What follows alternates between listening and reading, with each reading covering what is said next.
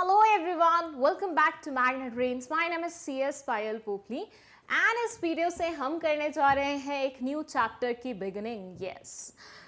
हमने previous video में देखा कि ऑर्गेनाइजिंग क्या होता है, कैसे होता है, सब देख लिया, उसका केस स्टडीज, एमसीक्यू सब देख लिया. फिर अब हमने सोचा कि एक नया चैप्टर शुरू किया जाए क्योंकि अपन को जल्दी जल्दी सिलेबस फिनिश करना है. सारे बच्चे बहुत ज़्यादा कंसर्न है कि मैम सिलेबस कब तक ख़त्म होगा. तो बेटा जल्दी ही हो जाएगा. अब हम शुरू कर रहे हैं नया चैप्टर और जल्दी ही ख़त्म होगा और फिर हम सेकेंड बुक में भी आ जाएंगे बहुत जल्दी. स्टाफिंग क्या होता है वो समझने के लिए लेते हैं पहले हम एक एग्जाम्पल. हम इसका मतलब समझ लेते हैं और उसके बाद इसके डिफरेंट एस्पेक्ट्स देखेंगे. इसके लिए हम जो एग्जाम्पल ले रहे हैं वो है बराक ओबामा जी का. अब यूएसए के एक्स प्रेसिडेंट बराक ओबामा जी ने बोला मोदी जी को कि मैं इंडिया विजिट करना चाहता हूँ. अब मोदी जी खुश थे क्योंकि उनका रिलेशनशिप उनके साथ, ओबामा सर के साथ बहुत अच्छा था. तो इसे ठीक है सर, बिल्कुल आइए, वेलकम है आपका. उन्होंने एक फरमाइश रखी कि क्योंकि शेफ विकास ने मुझे यूएसए में बहुत बार ढोकला खिलाया है, so I really love eating dhokla, तो आप मेरे लिए उसी का बंदोबस्त करके रखिएगा. अब एक्स प्रेसिडेंट कोई फरमाइश रखे तो हमारे यहाँ के प्राइम मिनिस्टर मना तो नहीं कर सकते. तो मोदी जी ने बोला बिल्कुल आपके लिए, आपको जो चाहिए वही मिलेगा, आप आइए तो सही. अब मोदी जी ने जहां उनके स्टे का बंदोबस्त किया था, इंडिया में जहां उनके स्टे का बंदोबस्त किया था, उस होटल में किसी को ढोकला बनाना नहीं आता था. प्रॉब्लम है ये. तो चलो नहीं बनाना आता तो अब हम क्या कर सकते हैं उसके बारे में सोचते हैं. हमने सोचा ऐसा कोई इंसान हायर करते हैं जो अच्छा ढोकला बना लेता है. तो मोदी जी ने शुरू कर दिया ये अभियान कि भैया कोई अच्छा इंसान ढूंढ के लाना है जो ढोकला बना लेता है.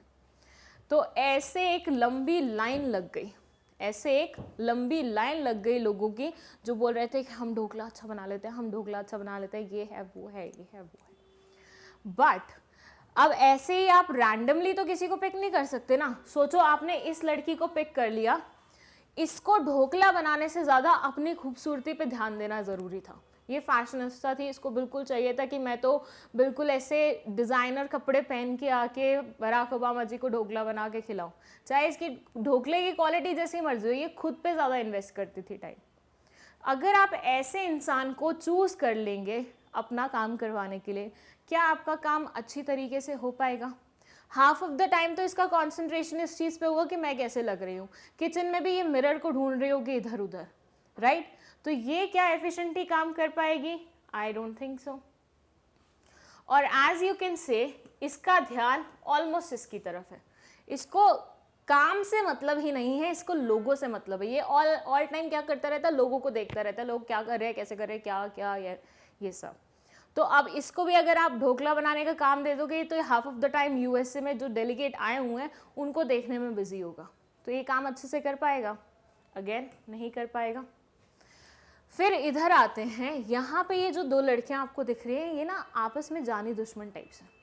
इनका लड़ाई में ही वो रहता है. तो इन्होंने वहाँ पे ही लाइन में खड़े खड़े लड़ाई कर ली. अब आपको ये भी समझ में आ गया है तो बहुत लड़ाकू हैं ये, तो किसी के साथ कोऑर्डिनेट ही नहीं कर पाएंगे अच्छे से. और कोऑर्डिनेशन अच्छा नहीं होगा तो काम कैसे पूरा होगा? क्योंकि ऐसा तो है नहीं ना एक प्लेट ढोकला बनाना है. It will be like a team work जिसमें आपको बहुत सारी चीज़ें देखनी पड़ेंगी. तो ऐसे में अगर ये आपस में ही 2 मिनट के लिए लिंक नहीं बिठा सकती, आपस में 2 मिनट के लिए कोऑर्डिनेट नहीं कर सकती सामने वाले पे इंप्रेशन रखने के लिए, तो ये कैसे काम करेंगी? तो अगेन आपकी चॉइस यहाँ पे ख़त्म हो जाती है. अब ये जो थी ये बहुत ज़्यादा एजुकेटेड थी लेकिन इसको किचन की नॉलेज कम थी. अब ऐसा इंसान किचन वाले काम के लिए आ रहा है, क्या वो सही बैठेगा? नहीं बैठेगा. Out of everybody she was the only one जो अच्छी शेफ थी, जिसको ढोकला बनाना बहुत अच्छे तरीके से आता था और इसमें बाकी भी कोई ऐब नहीं थे. So you chose her for making dhokla. यहाँ आप क्या कर रहे हैं? यहाँ इतनी देर ये ढोकले की गेम में आपने क्या किया है? ये पूरा एनालाइज करना, ये कैसा है, ये कैसा है, वैसा है, वैसा है, ऐसा, और उनमें से एक बंदा सेलेक्ट करना, ये क्या है?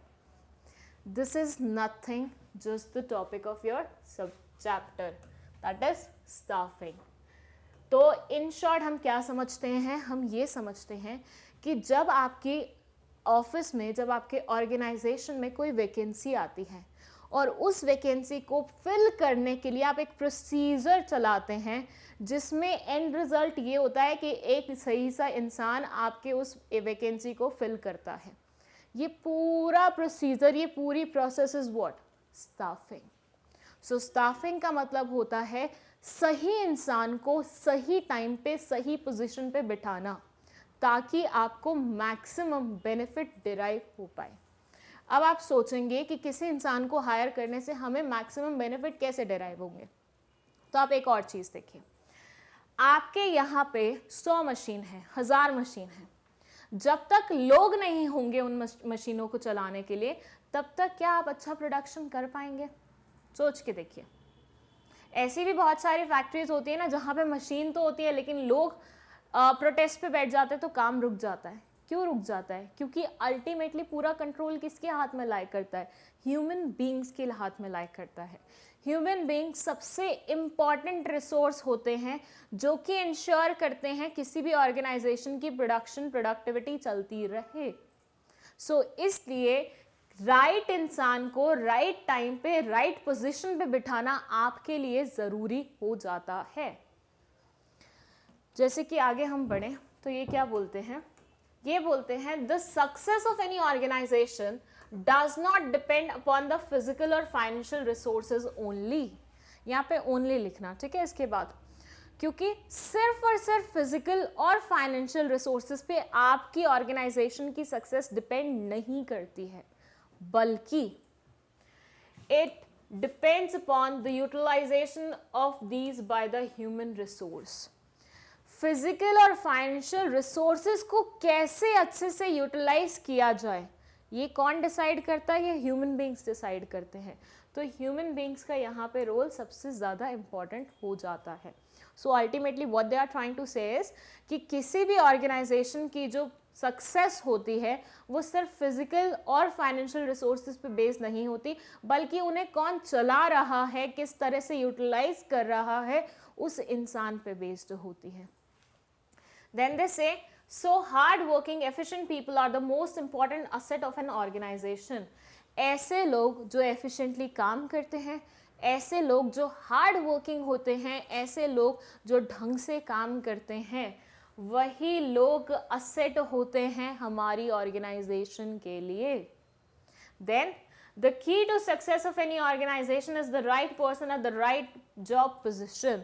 सही इंसान सही पोजीशन पे बैठा हो, यही है की सक्सेस, हमारी ऑर्गेनाइजेशन की सक्सेस को अचीव करने के लिए की aspect actually I should say. सो सही इंसान को गलत पोजीशन में बिठा दोगे, थिंक लाइक ढोकला बनवाने वाले से डोसा बनवा रहे होगे, तो काम अच्छा होगा क्या? बिल्कुल भी नहीं होगा। ढोकला बनाने का प्रोसीजर ऑलमोस्ट डिफरेंट है, डोसा बनाने का ऑलमोस्ट डिफरेंट है। आप कैसे दोनों को वो कर सकते हो?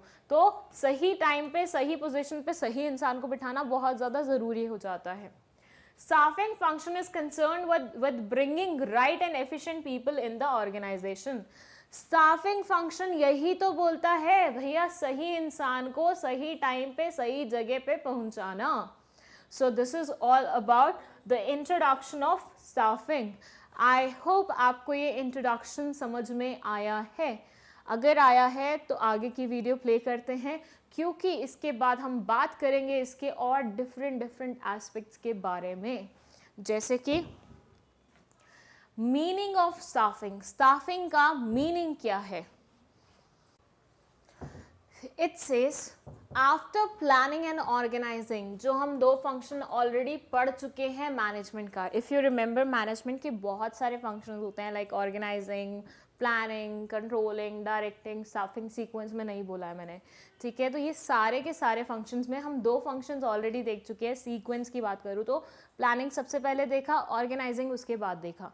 तो ये बोलते हैं जब आपने दो चीज़ें सीख ली हैं तो अब अपन जंप करते हैं हमारे थर्ड फंक्शन ऑफ मैनेजमेंट पे, दैट इज स्टाफिंग। तो ये नेक्स्ट फंक्शन है मैनेजमेंट का, जो कि हेल्प करता है किसी भी ऑर्गेनाइजेशन की मैनेजमेंट को एफिशिएंटली एंड इफेक्टिवली चलाने के लिए। अब बच्चे एफिशिएंट और इफेक्टिव दोनों में ही कंफ्यूज होते हैं, तो बेटा इसके लिए अपन ने वीडियो बनाया हुआ है फर्स्ट चैप्टर में ही। अगर आपने नहीं देखा है तो प्लीज़ देखिए, ये एक वो होता है ना कि मोस्ट फेवरेट क्वेश्चन है किसी भी टीचर का, जब भी वो टेस्ट वेस्ट लेते हैं ना ये क्वेश्चन तो ज़रूर पूछते हैं। तो अगर आपने वो नहीं देखा है तो प्लीज़ इंश्योर कीजिए कि आप वो देख लें। Then it says through staffing function managers fill all the jobs created by organising function. ये बोलते हैं स्टाफिंग फंक्शन को जैसे ही कंप्लीट किया जाता है तो ये इंश्योर हो जाता है कि जितनी भी जॉब्स फिल होनी थी उनको हमने अच्छे से इफेक्टिवली बढ़िया तरीके से क्या कर दिया है, फिल कर दिया। मतलब कोई भी ऐसी वैकेंसी नहीं है जहाँ पे आपने इनएफिशिएंट इंसान को बिठा दिया हो या फिर गलत इंसान को बिठा दिया हो। जिस ऑर्गेनाइजेशन में स्टाफिंग अच्छी होती है उस ऑर्गेनाइजेशन में प्रोडक्टिविटी भी अच्छी होती है। क्योंकि आप एक बात समझिए, मानिए आपका स्कूल का एग्जाम्पल लेते हैं, आपकी क्लास है, आपकी क्लास में कोई इंसान ड्राइंग अच्छी करता है, ठीक है। अब आप उसको गाने का काम दे दोगे और गाना गाने वाले को आप आर्ट्स का काम दे दोगे, तो क्या कोई भी काम प्रॉपर्ली हो पाएगा? नहीं हो पाएगा। तो सही इंसान को सही काम देना सही टाइम पे, यही तो स्टाफिंग इंश्योर करता है। अब बच्चे कई बार ना ऑर्गेनाइजिंग और स्टाफिंग में भी कंफ्यूज होते हैं, तो इसका एक छोटा सा मैं बता देती हूँ क्या डिफरेंस है। उसके बाद अगर आपको लगेगा तो मैं इसके ऊपर एक डिटेल्ड वीडियो भी बना दूंगी। सी, ऑर्गेनाइजिंग में हम देखते हैं काम कितना है, ठीक है, और उस काम को हम बाइफिकेट करते हैं डिफरेंट पार्ट्स में, और उसके बाद जो कैपेबल इंसान होता है उसको काम एलोकेट कर देते हैं और रिलेशनशिप बिल्ड कर देते हैं सुपीरियर और सबऑर्डिनेट का।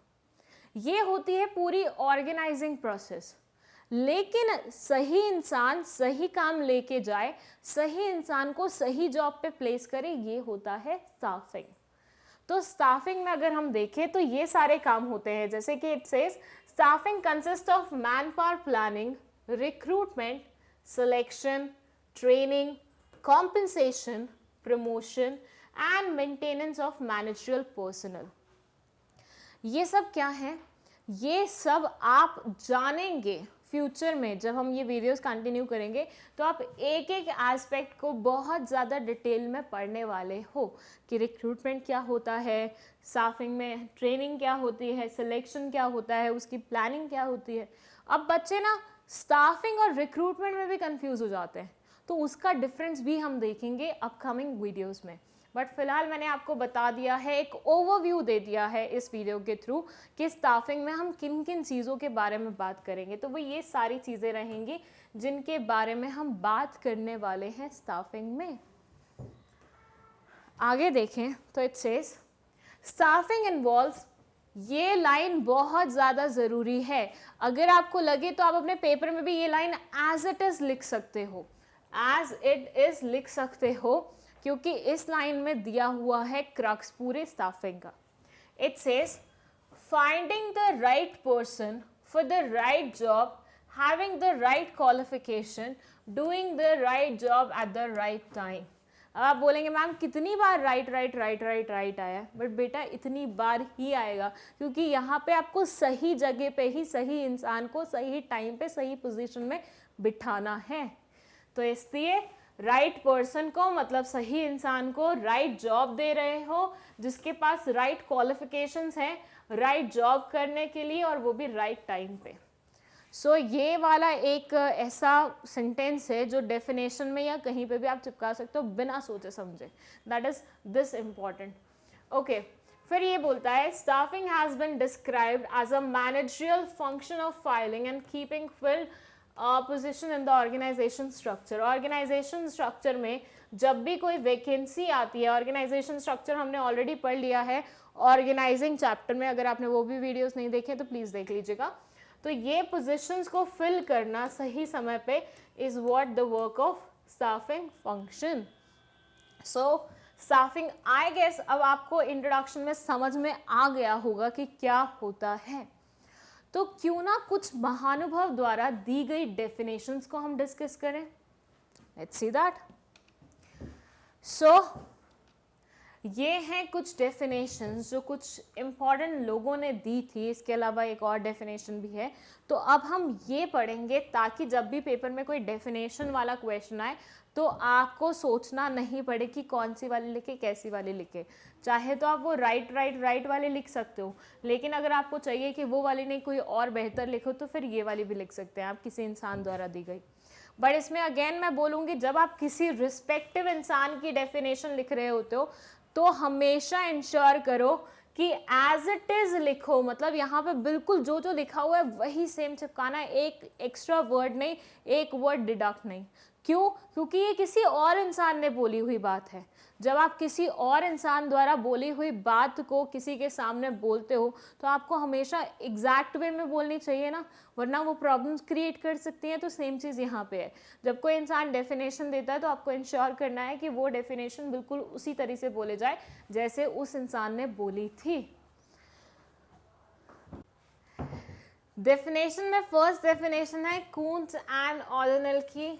अब जिन बच्चों को कन्फ्यूजन था कि ये एक ही इंसान है, आई एम श्योर वैसे बहुत कम लोगों को होगा, बट जिनको भी था तो ये देख लीजिए, दो चेहरे हैं, मतलब दो इंसान थे जो मिलके डेफिनेशन दिया करते थे, और ये सारे चैप्टर्स में अपनी डेफिनेशन देते हैं। मैनेजमेंट का कोई ऐसा फंक्शन नहीं है जिसमें इन्होंने अपनी डेफिनेशन ना दी हो, तो कुछ सेलेक्टेड ही लोग हैं। मैं बोलती हूँ MCQ जब इस चीज़ से पूछे जाते हैं ना, तो उसके लिए आपके लिए बहुत सिंपल चीज़ है कि 4-5 गिने चुने लोग हैं जो डेफिनेशंस देते हैं, तो बस वही तो याद करने हैं, और क्या बड़ी बात है। एक काम आप ऐसा कर सकते हैं कि जब सारे चैप्टर्स कंप्लीट हो जाए मैनेजमेंट के, तो आप एक काम कीजिए कि जैसे मान लीजिए यहाँ पे लिखा हुआ है फ्रेंच वेनिल, अब इन्होंने कोई डेफिनेशन दी, तो इन्होंने कौन से चैप्टर में कौन कौन सी डेफिनेशन दी है वो आप साथ में लिख लीजिए, यहाँ से आपके लिए रिवाइज करना ईजी होगा। देखो अब से मैं कोशिश करूँगी मैं आपको रिवीजन के भी टिप्स बीच में ही दे दूँ, क्योंकि क्या होता है ना, कई बार बच्चों के लिए ना, बच्चे पढ़ लेते हैं, समझ आ जाता है, बट पेपर के टाइम पे भूल जाते हैं।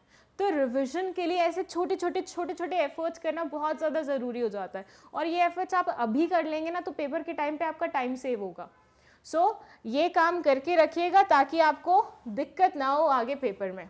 अब लगे यार डेफिनेशन भी पढ़ लेते हैं। It says the managerial function of staffing involves manning the organisational structure through proper and effective selection, appraisal and development of personnel to fill the roles designed into the structure। ये बोलते हैं कि भैया staffing में हम ensure करते हैं कि ऑर्गेनाइजेशन स्ट्रक्चर जो है आपका, वहाँ पे आप सही लोगों को बिठाएं using the process what, selection, सही सिलेक्शन करें, मतलब जितने भी लोग आपके यहाँ पे आए हुए हैं उनमें से बेस्ट वाला सिलेक्ट करें, उनको टाइम टू टाइम अप्रेजल देते रहें, प्रमोशंस देते रहें, उनको टाइम टू टाइम इंसेंटिव्स देते रहें, और उनकी डेवलपमेंट का भी ध्यान रखें, मतलब जहाँ पे आपको लगे उनको ट्रेनिंग देना ज़रूरी है तो वो भी आप इंश्योर करें कि आप उन्हें दे रहे हैं। अब ये जैसे मैं एक छोटा सा एग्जाम्पल देती हूँ, इस एग्जाम्पल को हम बाद में बहुत ज़्यादा डिटेल में पढ़ेंगे। छोटे से एग्जाम्पल में ये है कि जैसे अभी देखिए कोरोना आया, कोरोना के साथ लॉकडाउन आया, लॉकडाउन आया तो बहुत सारे ऐसे स्कूल से, बहुत सारे क्या सारे ही स्कूल्स बंद हो गए थे, राइट, सारे ही कोचिंग क्लासेस बंद हो गई थी, तो हर एक चीज़ ऑनलाइन प्लेटफॉर्म पे चली गई, और इनिशियली कितनी दिक्कत हुई थी हर एक इंसान को ऑनलाइन प्लेटफॉर्म पे अपने आप को तैयार करने में। तो यही चीज़ अगर उनकी ऑर्गेनाइजेशन ने सही टाइम पे उनको सिखाई होती, अपडेशन दिया होता, ट्रेनिंग और डेवलपमेंट दी होती, ये सोच के कि यार अब ऑनलाइन का ज़माना आ तो रहा है, हमें बेटर इन लोगों को प्रिपेयर कर देना चाहिए। नहीं भी कोरोना आ रहा था तब भी ऑनलाइन का ज़माना तो आ चुका है ना भैया, हर एक चीज़ ऑनलाइन अवेलेबल है आजकल। तो अगर हम पहले ही इंश्योर कर देते कि सही टाइम पे सही स्किल्स हम उन्हें सिखा रहे हैं, तो वहाँ पे हमें एकदम से कोरोना में इतनी ज़्यादा दिक्कत नहीं होती। एकदम से सबको एक ही दिन में सब कुछ समझना ज़रूरी नहीं हो जाता, क्योंकि आपको पहले से सब कुछ आता होता। तो सही ट्रेनिंग और डेवलपमेंट देना अपने पर्सनल को, सही अपडेशन देना बहुत ज़्यादा ज़रूरी हो जाता है। ये बोलते हैं कि भैया यही काम है कि ऑर्गेनाइजेशन के स्ट्रक्चर को सही तरीके से फिल कर रहे हो, सही सिलेक्शन, अप्रेजल और डेवलपमेंट करवा के आप उन रोल्स को मैक्सिमम चीज़ों के लिए प्रिपेयर कर रहे हो। सो इन दोनों ने ये डेफिनेशन दी। फ्रेंच वाली पढ़ लेते हैं। ये बोलते हैं स्टाफिंग और ह्यूमन रिसोर्स मैनेजमेंट। अच्छा, यहाँ पे ना अब स्टाफिंग और एक और शब्द आया है ह्यूमन रिसोर्स मैनेजमेंट। अब आप बोलेंगे मैम ये क्या होता है, तो इसका डिफरेंस बेटा मैं आपको नेक्स्ट वीडियो में बताऊंगी कि स्टाफिंग और HRM में क्या डिफरेंस होता है, ठीक है। तो ये बोलते हैं is the recruitment, selection, development, utilisation, compensation and motivation of human resources of the organisation. मतलब अगेन इन्होंने स्टाफिंग प्रोसेस की सारी चीज़ें लिख दी हैं यहाँ पे, चाहे वो रिक्रूटमेंट हो, सिलेक्शन हो, ये हो वो हो, और उससे इन्होंने डेफिनेशन बना दी है। ऐसा हम पहले भी 2 फंक्शंस में देख चुके हैं। जब लोग डेफिनेशन देते हैं तो वो क्या करते हैं, एक शॉर्टकट अपनाते हैं कि पूरी प्रोसेस को साथ में कंबाइन कर देते हैं और बोल देते हैं ये डेफिनेशन हो गई आपकी तैयार। तो बस यहाँ पे आपने यही किया। ये बहुत सिंपल डेफिनेशन है जो कि आपको ज़्यादा याद करने में दिक्कत भी नहीं जाएगी, क्योंकि यानी हम प्रोसेस तो पढ़ने ही वाले हैं ना, और प्रोसेस की टाइटल्स किसको नहीं याद रहते। जब इतनी डिटेल में अंदर जाके हम उनके बारे में पढ़ेंगे तो नाम तो याद हो ही जाएंगे। तो बस उन्हीं को कंबाइन करके डेफिनेशन तैयार कर दो। नेक्स्ट डेफिनेशन है हमारी डे लियोडे द्वारा। ये बोलते हैं personal management of staffing is that phase of management which deals with the effective control and use of manpower और human resources। ये बोलते हैं पर्सनल मैनेजमेंट जो है वो पार्ट है स्टाफिंग का, वो फेज है जहाँ पे आप अपने मैन पावर को या ह्यूमन रिसोर्स को कंट्रोल करते हैं। जब आप उनको कंट्रोल करते हैं, हमने 3 डेफिनेशन पढ़ी हैं, जिसमें से मुझे बेस्ट वही लगी जो प्रोसेस वाली थी। अगर आपको क्वेश्चन आए तो आप वो लिख सकते हैं, अदरवाइज वो एक right time, right position, right वाली पढ़ी थी ना, वो आप लिख सकते हैं, वो भी बहुत इफेक्टिव है। तो ये डेफिनेशन आपको काफ़ी हेल्प करेंगे आपके एग्जामिनेशन में। आई होप आपको ये तीनों डेफिनेशन समझ में आई हैं, आपको स्टाफिंग का मतलब समझ में आया है। अगर ऐसा है तो बहुत बढ़िया है, लेकिन अगर कोई भी डाउट है तो कमेंट सेक्शन में आप पूछ सकते हैं। इसके अलावा अगर आपको नोट्स चाहिए तो आप ले सकते हैं उस लिंक से जो कि डिस्क्रिप्शन बॉक्स में मेंशन है। और इसके अलावा अगर आपको 11th 12th के बिजनेस स्टडीज़ में कोई भी इशू है तो उसके लिए मैग्नेट ब्रेन्स पे अलग से 2 प्लेलिस्ट मेंशन है, जहाँ पे आप जाके अपने डाउट्स क्लियर कर सकते हो। Thank you so much for watching this video. Hello everyone, welcome back to Magnet Brains. My name is CS Payal Popli and इस वीडियो में हम पढ़ने वाले हैं इम्पॉर्टेंस ऑफ स्टाफिंग। जब भी हमने मैनेजमेंट का कोई फंक्शन पढ़ा है तो उसमें हमने इम्पॉर्टेंस और फीचर्स पे बहुत ज़्यादा फोकस किया है, क्योंकि केस स्टडीज़ में अक्सर यही पूछा जाता है कि ये कौन सा फीचर है, इसके साथ इसके 2 एडवांटेजेस, इंपॉर्टेंस या फिर कुछ भी बता दो। तो ये सारे पॉइंट्स आपको याद करना ज़रूरी हैं।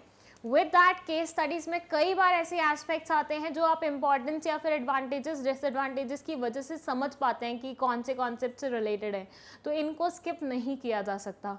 मैं हर बार आपको बोलती हूँ कि अगर यहाँ पे 7-8 पॉइंट्स मेंशन है तो 7-8 पूरे के पूरे आपको पढ़ना ज़रूरी है। गॉन आर दोज डेज जहाँ पे हम 2-3 पढ़ के काम चला लेते थे, अब वो काम नहीं चलेगा, बिकॉज अब केस स्टडीज़ आती हैं। मैं हर बार ये लाइन बोलती हूँ और इसी वे में बोलती हूँ ताकि आपको याद रहे कि आपको इसी वे में पढ़ना भी है।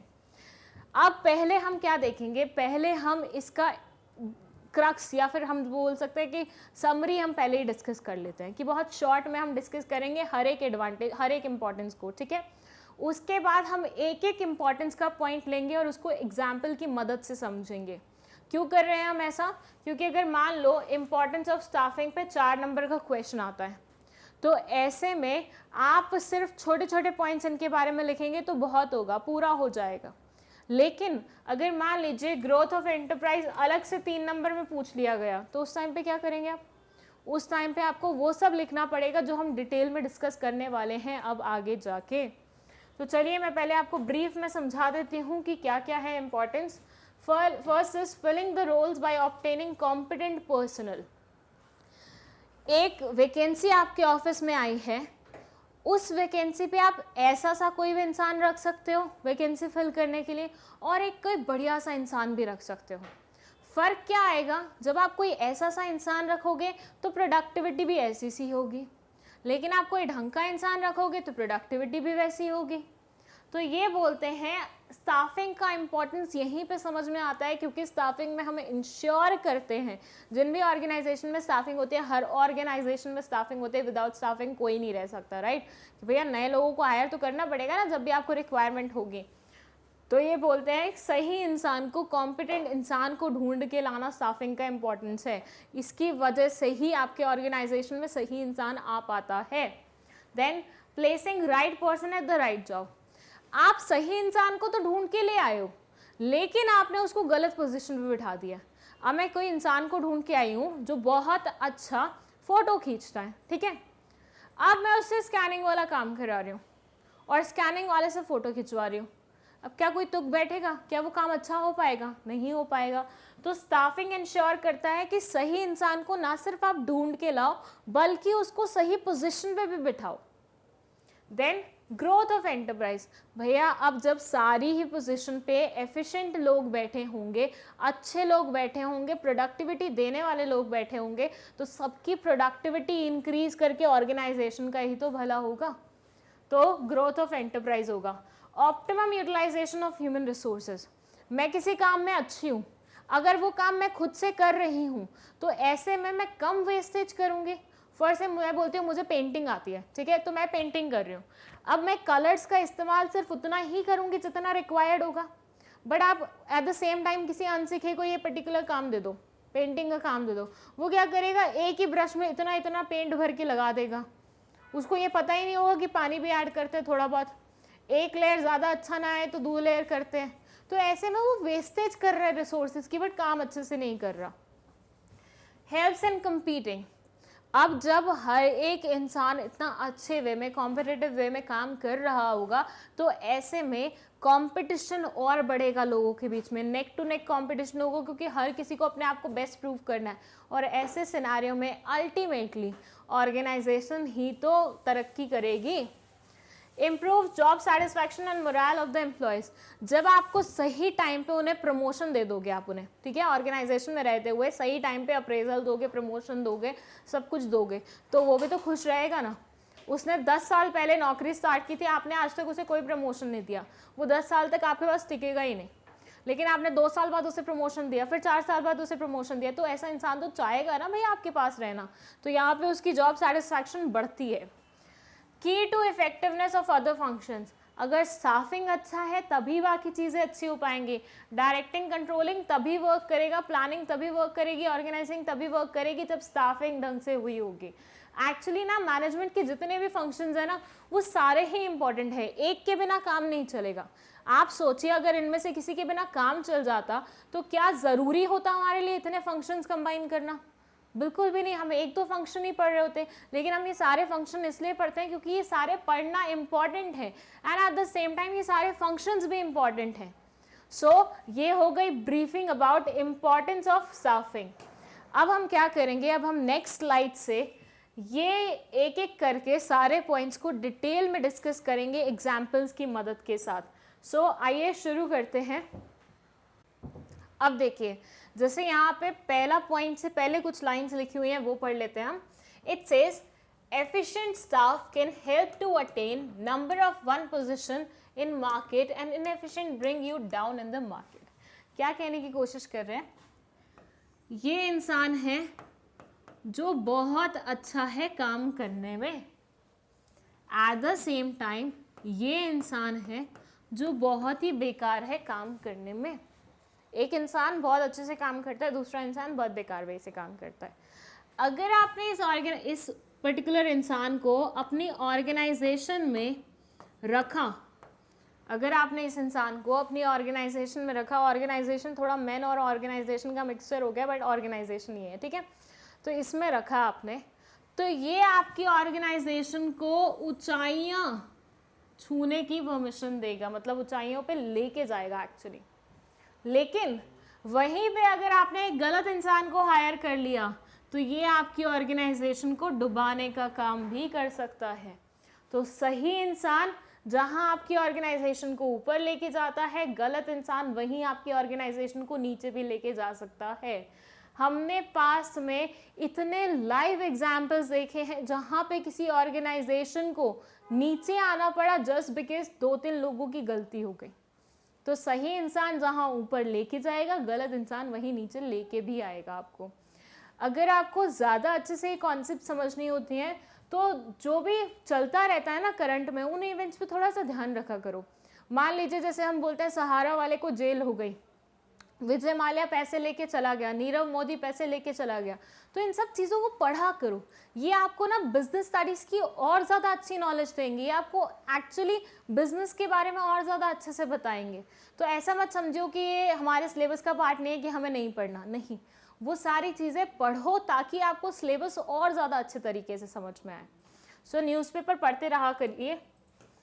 इसके बाद ये बोलते हैं the performance of an organisation depends upon the performance of its employees. भैया ऑर्गेनाइजेशन खुद से काम नहीं करती। मैं बोलूँ मैंने एक बिल्डिंग बना के रख दी है, मैंने इंफ्रास्ट्रक्चर लगा के रख दिया है पूरा, अब खुद से काम हो जाएगा सारा, तो क्या हो जाएगा? क्या ऑर्गेनाइजेशन, क्या बिल्डिंग खुद से हाथ पैर चला के काम करेगी? क्या नहीं करेगी ना। लोग ही होंगे जो इस पूरे इंफ्रास्ट्रक्चर को इस्तेमाल करके, इस बिल्डिंग को इस्तेमाल करके ऑर्गेनाइजेशन को कहीं लेके जाएंगे, ऊपर या नीचे। अगर सही इंसान हुए तो ऊपर, गलत इंसान हुए तो नीचे। तो अपने आप कुछ नहीं होता ऑर्गेनाइजेशन में, एम्प्लॉयज़ को ही करना पड़ता है। और यहाँ से शुरू होता है हमारा फर्स्ट इंपॉर्टेंस का पॉइंट, जो कि है filling the roles of by obtaining competent personnel। अब देखिए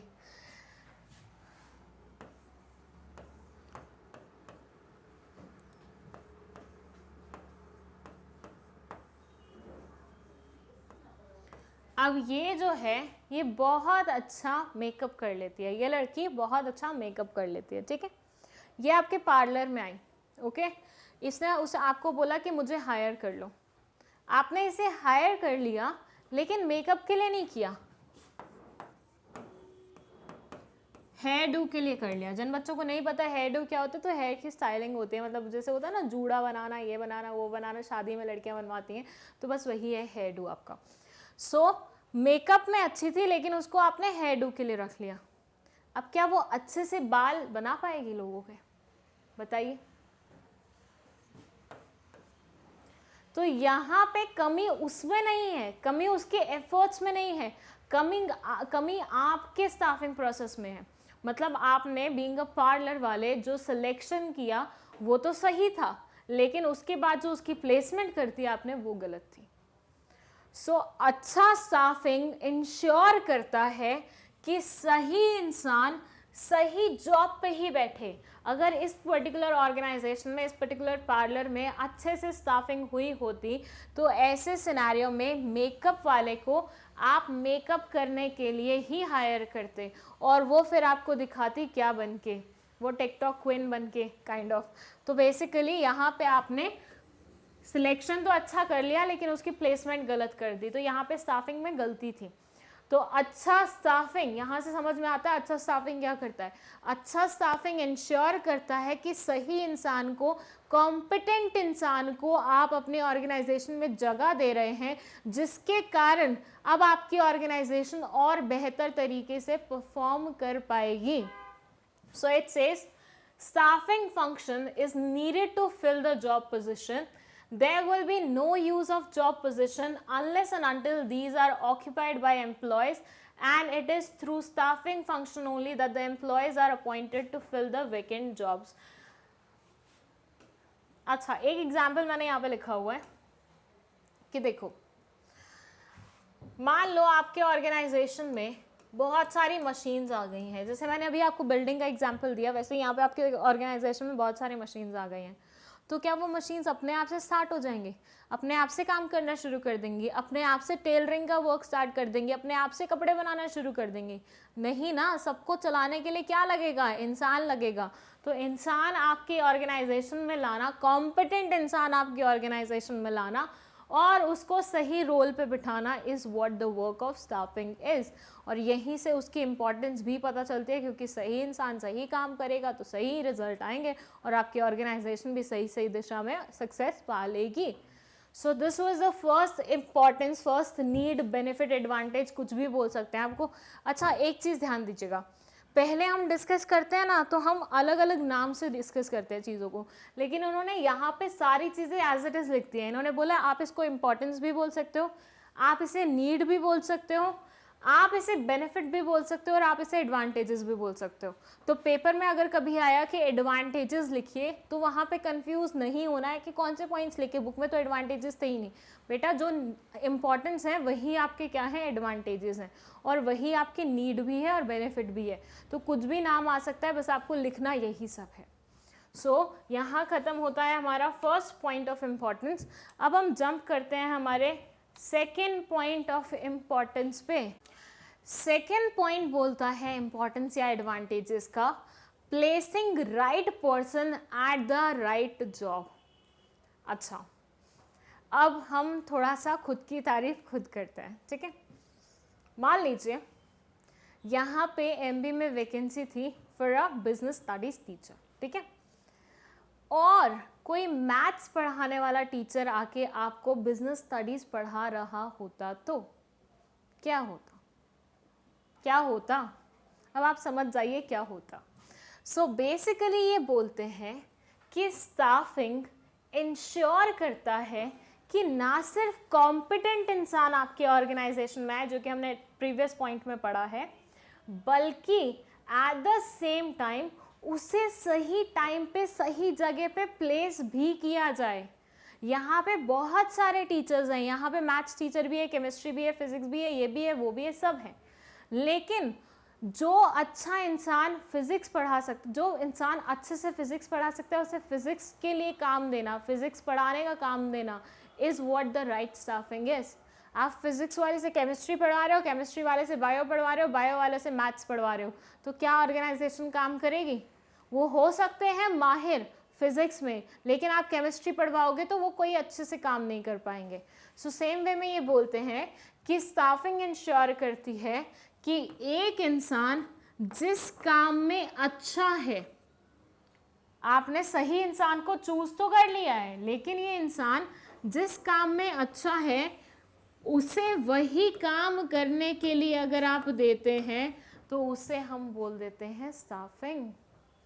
जैसे यहाँ पे मैंने एक एग्जाम्पल लिखा हुआ है, आपको याद है अपन ने फर्स्ट वीडियो में डिस्कस किया था कि बराक ओबामा जी कहाँ आ रहे हैं, यूएसए से इंडिया आ रहे हैं घूमने के लिए, और उनको ढोकला खाना है क्योंकि उनकी पूरी फैमिली और उन्हें ढोकला खाना बहुत पसंद है। अब आप ढोकले वाले बनाने वाले को हायर करने वाले हैं, ठीक है। वहाँ पे अगर आपने बेस्ट डोसा बनाने वाला, मतलब साउथ का बहुत फेमस बेस्ट डोसा बनाने वाला इंसान था, उसको हायर कर लिया है, ठीक है। आपने इस इंसान को हायर कर लिया है आपके ऑर्गेनाइजेशन के लिए कि भैया साउथ इंडियन जितना भी होगा तू देख लेना। अब एकदम ढोकले की रिक्वायरमेंट आई, आप उसे बोल रहे हैं छोड़ छोड़ साउथ इंडियन छोड़, ढोकला बना। मतलब ऐसा इंसान जिसको आपने हायर किया था डोसा बनाने के लिए, डोसा बनाने के लिए, कौन वाला डोसा है, ठीक है, डोसा बनाने के लिए, आज आप उससे ढोकला बनवा रहे हैं। सोचिए क्या ढोकला अच्छा बनेगा? क्या ये अच्छे से परफॉर्म कर पाएगा?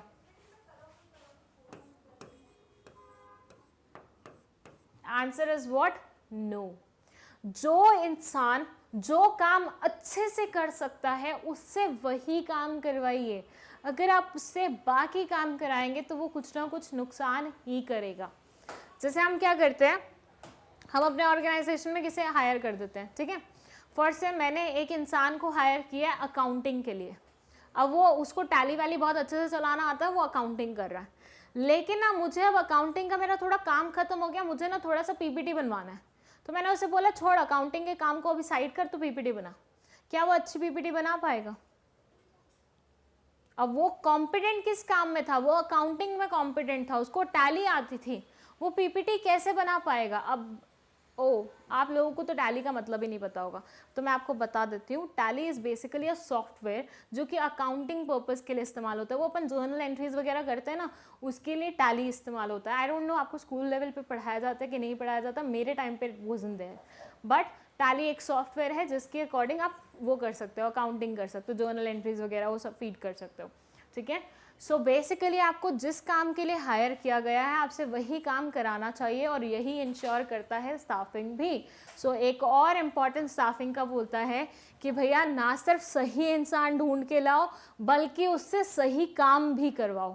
सही काम का मतलब ये नहीं है कि लीगल काम कराओ, इलीगल काम मत कराओ, नहीं, जिस काम में वो कॉम्पिटेंट है।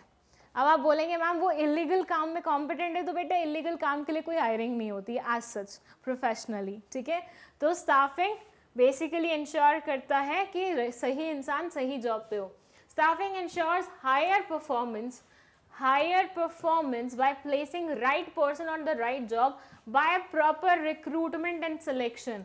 सही रिक्रूटमेंट और सिलेक्शन करके आप सही इंसान को चुन के लाते हैं, और ऐसे आप उसकी परफॉर्मेंस को बढ़ाते हैं और ऑर्गेनाइजेशन की परफॉर्मेंस को भी बढ़ाते हैं। Employees are given a place according to their qualification. अब आप एक टीचर से कैमरामैन वाला काम कराओगे तो वो अच्छे से नहीं कर पाएगा, और कैमरामैन से टीचर वाला काम कराओगे तो वो भी अच्छे से नहीं करा पाएगा। तो ऐसे में आप अच्छे से काम नहीं करवा पाए उसे, क्यों? क्योंकि आपने स्टाफिंग प्रॉपर नहीं की। तो स्टाफिंग की नीड यहीं पे अराइज होती है कि जब आपको चाहिए होता है आपका ऑर्गेनाइजेशन अच्छे से फ्लरिश करे तो आपको सही इंसान को सही जॉब पे प्लेसमेंट भी देना पड़ता है। That's our second point of importance. Now we will study about the third point of importance, that is growth of enterprise. Okay, so growth of enterprise के लिए फिर से हम खाने का एग्जाम्पल लेते हैं because we love food, right? तो यहाँ पे आपका एक रेस्टोरेंट था, ठीक है। अब आप मल्टी क्यूजिन में वो करते थे, डील करते थे, तो you use to offer everything, चाहे वो साउथ इंडियन हो, इटालियन हो, या फिर कोई भी और फूड हो, मुझे नाम याद नहीं आ रहा, इट्स ओके, ठीक है। तो मैं बोलती हूँ साउथ इंडियन, ये नॉर्थ इंडियन, ये इटालियन, ठीक है। अब ये जो शेफ़ थे आपके यहाँ के, हम कुक नहीं बोलेंगे, हम शेफ़ बोलेंगे क्योंकि बड़ा रेस्टोरेंट है आपका, ठीक है। तो ये जो शेफ़ थे आपके, ये अपने अपने काम में क्या थे? प्रो थे, ठीक है। ये बहुत बढ़िया साउथ इंडियन बनाता था, मतलब लोग चट कर जाते थे पूरा। ये उतना ही बढ़िया नॉर्थ इंडियन बनाता था, और ये इटालियन फूड बहुत अच्छा बनाता था। अब आप सोचिएगा और देखिएगा, जस्ट बिकॉज आपने इसको साउथ इंडियन खाना बनाने के लिए हायर किया, इसको नॉर्थ इंडियन खाना बनाने के लिए हायर किया, और इसको इटालियन बनाने के लिए हायर किया, तो ऐसे में कस्टमर आपके यहाँ पे आएंगे हर वो बेस्ट चीज़ खाने के लिए जो आपकी रेस्टोरेंट की फेमस है। अब 3 चीज़ें ऑफर कर रहे हो और तीनों बेस्ट के द्वारा बनाई जा रही हैं, तो मतलब कस्टमर भी आपके यहाँ पे बहुत सारे आने वाले हैं। अब जिसको नॉर्थ इंडियन खाना है वो नॉर्थ इंडियन खाने आएगा, जिसको साउथ इंडियन खाना है वो साउथ इंडियन खाने आएगा, जिसको इटालियन खाने आना है वो इटालियन खाने आएगा। तो मैक्सिमम क्राउड आपके पास आ रहा है। जब मैक्सिमम क्राउड आपके पास आएगा और किसी और रेस्टोरेंट में नहीं जाएगा, तो आपकी सेल्स इंक्रीज होंगी।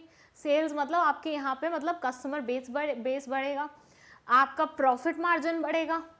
आपका प्रॉफिट मार्जिन बढ़ेगा तो अब आप सोचेंगे क्यों ना मैं एक और रेस्टोरेंट खोल लूँ।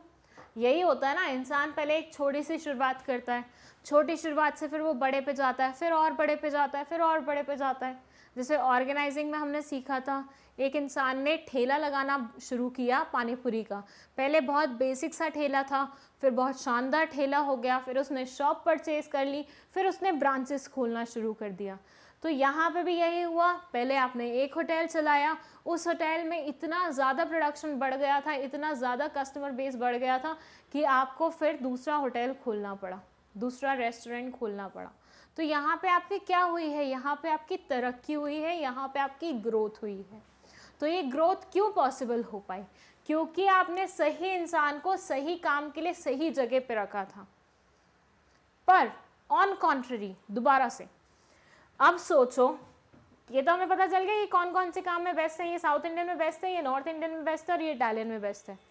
पर आपने इस इंसान को इटालियन बनाने के लिए हायर किया, इटालियन फूड बनाने के लिए आपने इसे हायर किया, और इस इंसान से आप बनवा रहे हैं साउथ इंडियन फूड, और इससे बनवा रहे हैं north Indian food. So excuse me, Italian बनवा रहे हैं साउथ इंडियन बनाने वाले से, नॉर्थ इंडियन वाले से साउथ इंडियन फूड बनवा रहे हैं, और इटालियन वाले से नॉर्थ इंडियन फूड बना रहे हैं।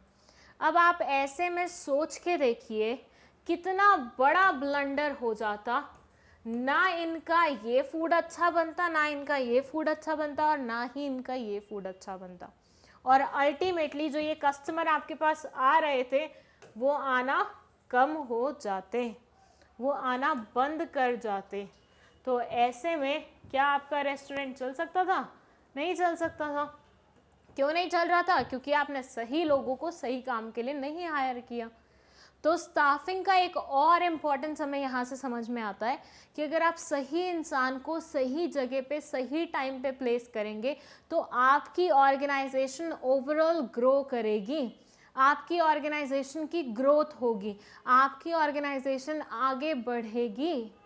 सो this is all about the third point of importance of staffing.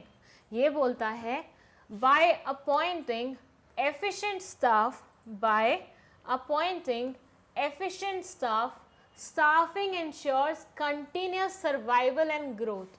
जब आप अच्छा खाना बनवाओगे, अच्छे कस्टमर आपके पास आ रहे होंगे तो आपकी ऑर्गेनाइजेशन भी चलती जाएगी, ऐसा कोई ब्लंडर नहीं होगा और आपकी ऑर्गेनाइजेशन को फोर्सफुली बंद नहीं होना पड़ेगा।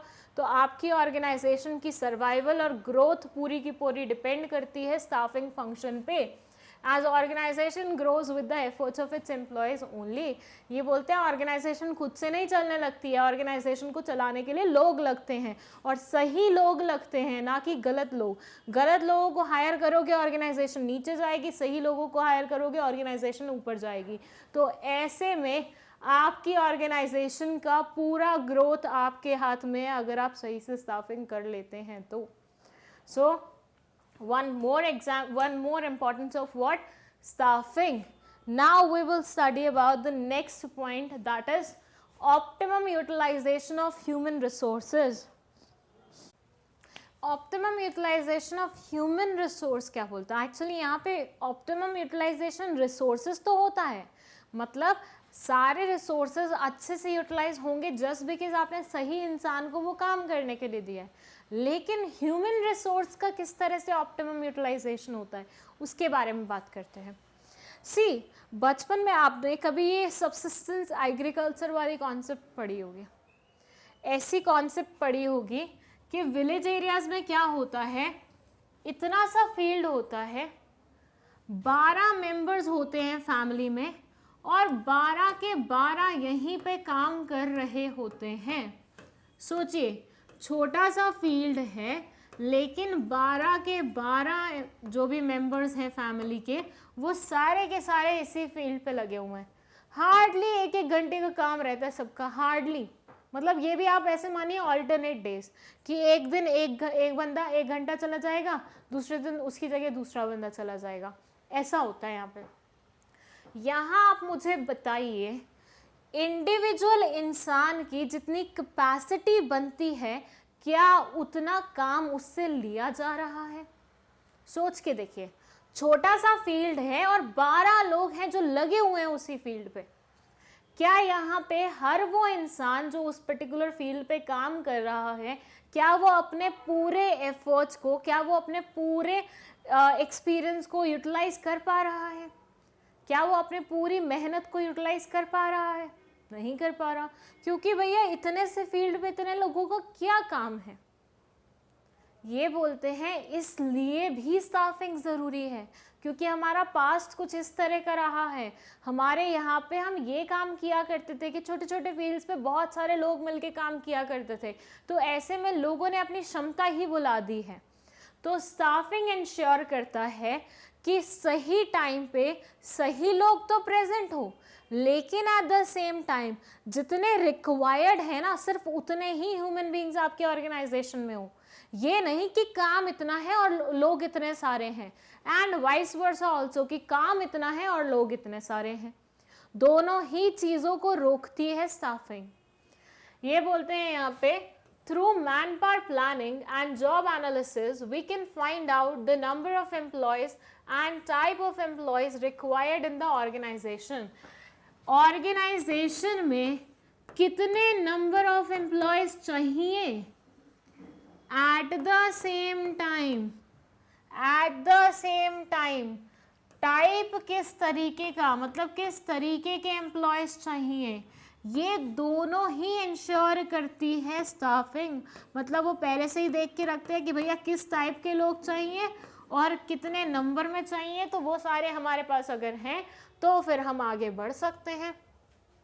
सो there are no chances of over manning and shortage और अंडर यूटिलाइजेशन ऑफ पर्सनल। दो चीज़ें लिखी हुई हैं यहाँ पे। ओवर मैनिंग जो यहाँ पे हो रहा था ना कि एक काम के लिए 12 लोग लगे हुए थे जिसमें हार्डली 3 लोगों का काम था, तो वो ओवर मैनिंग थी, मतलब मैन एक्स्ट्रा थे। Whereas under utilisation of personnel और शॉर्टेज ऑफ पर्सनल भी नहीं होगी, मतलब कम लोग भी नहीं पड़ेंगे, सही प्रॉपर लोग होंगे। अगर 3 रिक्वायर्ड है तो 3 ही होंगे, 1 या 12 नहीं होगा, दोनों ही नहीं होंगे, ना ज़्यादा होगा ना कम होगा। And at the same time हर एक इंसान की यूटिलाइजेशन को भी प्रॉपरली, हर एक इंसान के एफर्ट्स को भी प्रॉपरली यूटिलाइज किया जाएगा, ना ओवर यूटिलाइज किया जाएगा ना अंडर यूटिलाइज किया जाएगा। अब देखिए जैसे ये इंसान है, इकलौता इंसान है घर में, इसको सारा काम करना है, इलेक्ट्रिसिटी बिल भी पे करना है, ये भी करना है, ये भी करना है, ये भी करना है, ये भी करना है। इकलौता इंसान है घर पे काम करने वाला, तो ये सारे काम इसको करने हैं। क्या ये सारे काम ढंग से कर पाएगा? एक ना दो तो भूल ही जाएगा। तो यहाँ पे इसको ओवरबर्डन किया हुआ है, ज़्यादा काम दिए हुए हैं कम लोगों को। On the other side family में 12 लोग हैं लेकिन काम 1-2 है, तो यहाँ पे फैमिली के पूरे लोगों का पावर भी इस्तेमाल नहीं हो रहा, एफर्ट्स भी इस्तेमाल नहीं हो रहे, तो यहाँ पे काम कम है, लोग ज़्यादा हैं। ये चीज़ भी ना हो, वो चीज़ भी ना हो, ये इंश्योर करती है स्टाफिंग। स्टाफिंग इंश्योर्स कि जितने भी लोग हैं वो हमने इस तरीके से तय किए हैं कि ना ज़्यादा काम हो और कम लोग हो, ना ज़्यादा लोग हो कम काम हो, काम भी उतना हो, लोग भी उतने हो जितना रिक्वायर्ड है उस काम के लिए। So optimum utilisation of human resources, जितने ह्यूमन रिसोर्स चाहिए उन्हीं को आपने हायर किया हुआ है और उनकी मैक्सिमम कैपेसिटी को आप ले रहे हैं without overburdening them. It's not like कि लोग हायर कर लें लेकिन उनको काम पे कर दिए जा रहे हो, नहीं, ऐसा नहीं। आप काम भी उन्हें उतना ही दो जितना रिक्वायर्ड है और एट द सेम टाइम उतने लोग हायर करो जितने रिक्वायर्ड हैं। So again one more importance या advantages of staffing, optimum utilisation of human resources. Next is help in competing. अब हमारे 3 पॉइंट्स बचे हैं, 3 पॉइंट्स के बाद इंपॉर्टेंस वाले सारे पॉइंट्स खत्म हो जाएंगे। Next is what? Helps in competing. Okay, ये क्या बोलता है, इसको हम समझेंगे एक एग्जाम्पल की मदद से। देखिए विलेजेस में ऐसा होता है ना, यूजुअली 2 बड़ी बड़ी फैमिलीज होती हैं जो आपस में कम्पीट करती रहती हैं, बाकी सब गरीब लोग होते हैं। तो यहाँ पे भी कुछ ऐसा ही हुआ। यहाँ पे 2 बड़ी बड़ी फैमिलीज थी, ठीक है। इस फैमिली के लड़के ने डिसाइड किया कि मैं तो फार्मर बनूंगा, मैं तो क्या बनूंगा? फार्मर बनूंगा। जैसे इसने डिसाइड किया, इसने बोला हाँ भैया मैं भी फार्मर बनूंगा। इसने भी साथ में डिसाइड कर दिया कि मुझे भी फार्मर बनना है। इसने अपने पापा को बोल के एक पूरा का पूरा फील्ड अपने नाम करवा लिया फॉर फार्मिंग पर्पस। अब ये बोला मैं क्यों पीछे रहूं, मेरे बाप के पास भी बहुत सारा वो है। तो इसने भी सेम चीज़ की कि अपने पापा से एक फार्मिंग फील्ड ले लिया। ये इंसान ने डिसाइड किया मुझे फार्मर बनना है, तो उसने अपने डैड से फार्मिंग के लिए फील्ड ले लिया। उस इंसान ने भी यही सोचा कि ये बन रहा है तो मैं भी बनूंगा, वो है ना कंपटीशन चल रहा है, तो उसने भी फील्ड ले लिया। अब इसने अपने यहाँ पे एक ट्रैक्टर लिया, इसने अपने यहाँ पे एक ट्रैक्टर लिया। कौन से उसके ट्रैक्टर आते हैं, बहुत फेमस वो है नाम, I am not able to remind that. Anyways tractor लिया इसने अपने लिए। इसने देखा इसने ट्रैक्टर लिया, इसने फट से खुद भी अपने डैड को बोल के एक ट्रैक्टर ले लिया सेम कंपनी का। महिंद्रा के आते हैं गैस, महिंद्रा ट्रैक्टर, हाँ, तो महिंद्रा के दोनों ने ट्रैक्टर ले लिया, ठीक है। अब इसने कुछ और इक्विपमेंट्स लिए जैसे कि जेसीबी, इसने भी देखा, इसने भी ले लिए। अब आप यहाँ पे एक बात समझ रहे हैं, ये सिर्फ एक दूसरे को कॉपी नहीं कर रहे, बल्कि ये भी दर्शा रहे हैं कि फिजिकल जितनी भी चीज़ें होती हैं या फाइनेंशियल जितनी भी चीज़ें होती हैं, वो तो आप एक दूसरे के समान ले सकते हो। मान लो दो आर्टिस्ट हैं, ठीक है, एक बहुत क्लासिक आर्टिस्ट है, एक थोड़ा एवरेज है। कलर्स तो वो भी परचेज कर सकता है, कलर्स ये भी परचेज कर सकता है, ब्रशेस वो भी परचेज कर सकता है, सेम ब्रशेस ये भी परचेज कर सकता है, कैनवस वो भी ले सकता है, सेम कंपनी का कैनवस ये भी ले सकता है। फर्क कहाँ आएगा दोनों की आर्ट में? आप मुझे बताओ, स्कूल यूनिफॉर्म आप भी लेते हो, आपका कॉम्पिटिटर भी लेता है, बैग आप भी लेते हो, आपका कॉम्पिटिटर भी लेता है, बुक्स आप भी लेते हो, सेम बुक्स आपका कॉम्पिटिटर भी लेता है, पर मार्क्स डिफरेंट क्यों आते हैं? ऐसा क्या हो जाता है जो सारी चीज़ें सेम होने के बावजूद, कोचिंग क्लास भी आपने सेम ज्वाइन की थी, टीचर ने पढ़ाया भी आपको बिल्कुल सेम, तो ऐसे में आपके ज़्यादा मार्क्स और उसके कम मार्क्स क्यों आए? क्योंकि आपने मेहनत उतनी की। तो यहाँ पे मेहनत कौन कर रहा है? इंसान मेहनत कर रहा है। तो ये बोलते हैं दो लोग सेम किस्म के फिजिकल इक्विपमेंट्स ले सकते हैं, फाइनेंशियल हेल्प ले सकते हैं, लेकिन इंडिविजुअल एफर्ट्स, फिजिकल एफर्ट्स एक इंसान के डिफर करते हैं, और यही तो पूरा कंपटीशन लाई करता है। कंपटीशन इस बात पे थोड़ी ना है कि तुम्हारे पास जो है वो मेरे पास है कि नहीं है। कंपटीशन इस बात में है कि तुम्हारे पास जो है उससे तुम क्या प्रोड्यूस कर रहे हो, और मेरे पास सेम चीज़ अगर है तो उससे मैं क्या प्रोड्यूस कर रही हूँ। सो ये है क्या? Competition. So basically what they say, to organising can easily acquire same type of physical and financial resources. Two organizations actually can acquire same type of physical and financial resources. दो organization same physical और financial resources ले सकती है, but what helps organization to win over the other is the efficient staff. लेकिन एक organisation दूसरे organisation की comparison में बेहतर कैसे निकल के आती है? क्योंकि उसका स्टाफ वैसा होता है। The organization with efficient staff can easily win over its competitors. ऐसी organization जिसमें efficient staff होता है वो easily win over कर सकती है, मतलब दूसरे वाले को पिछाड़ सकती है, just because उसके पास क्या है? efficient staff है। So दोबारा से देखिए, ये बोलते हैं, क्या बोलते हैं एक्चुअली?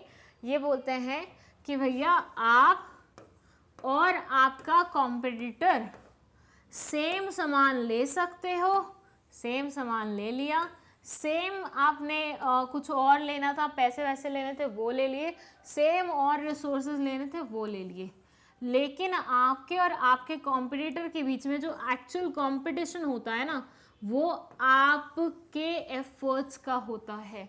इंडिविजुअल ह्यूमन बीइंग्स ने किस तरह से परफॉर्म किया उसका होता है, आपकी और उसकी परफॉर्मेंस का होगा कंपटीशन। कंपटीशन कैनवस, कलर्स और ये ब्रशेस वगैरह का नहीं होगा, कंपटीशन होगा कि आपने कितने एफर्ट्स लगा के एक मास्टरपीस तैयार किया है, एक पेंटिंग तैयार की है।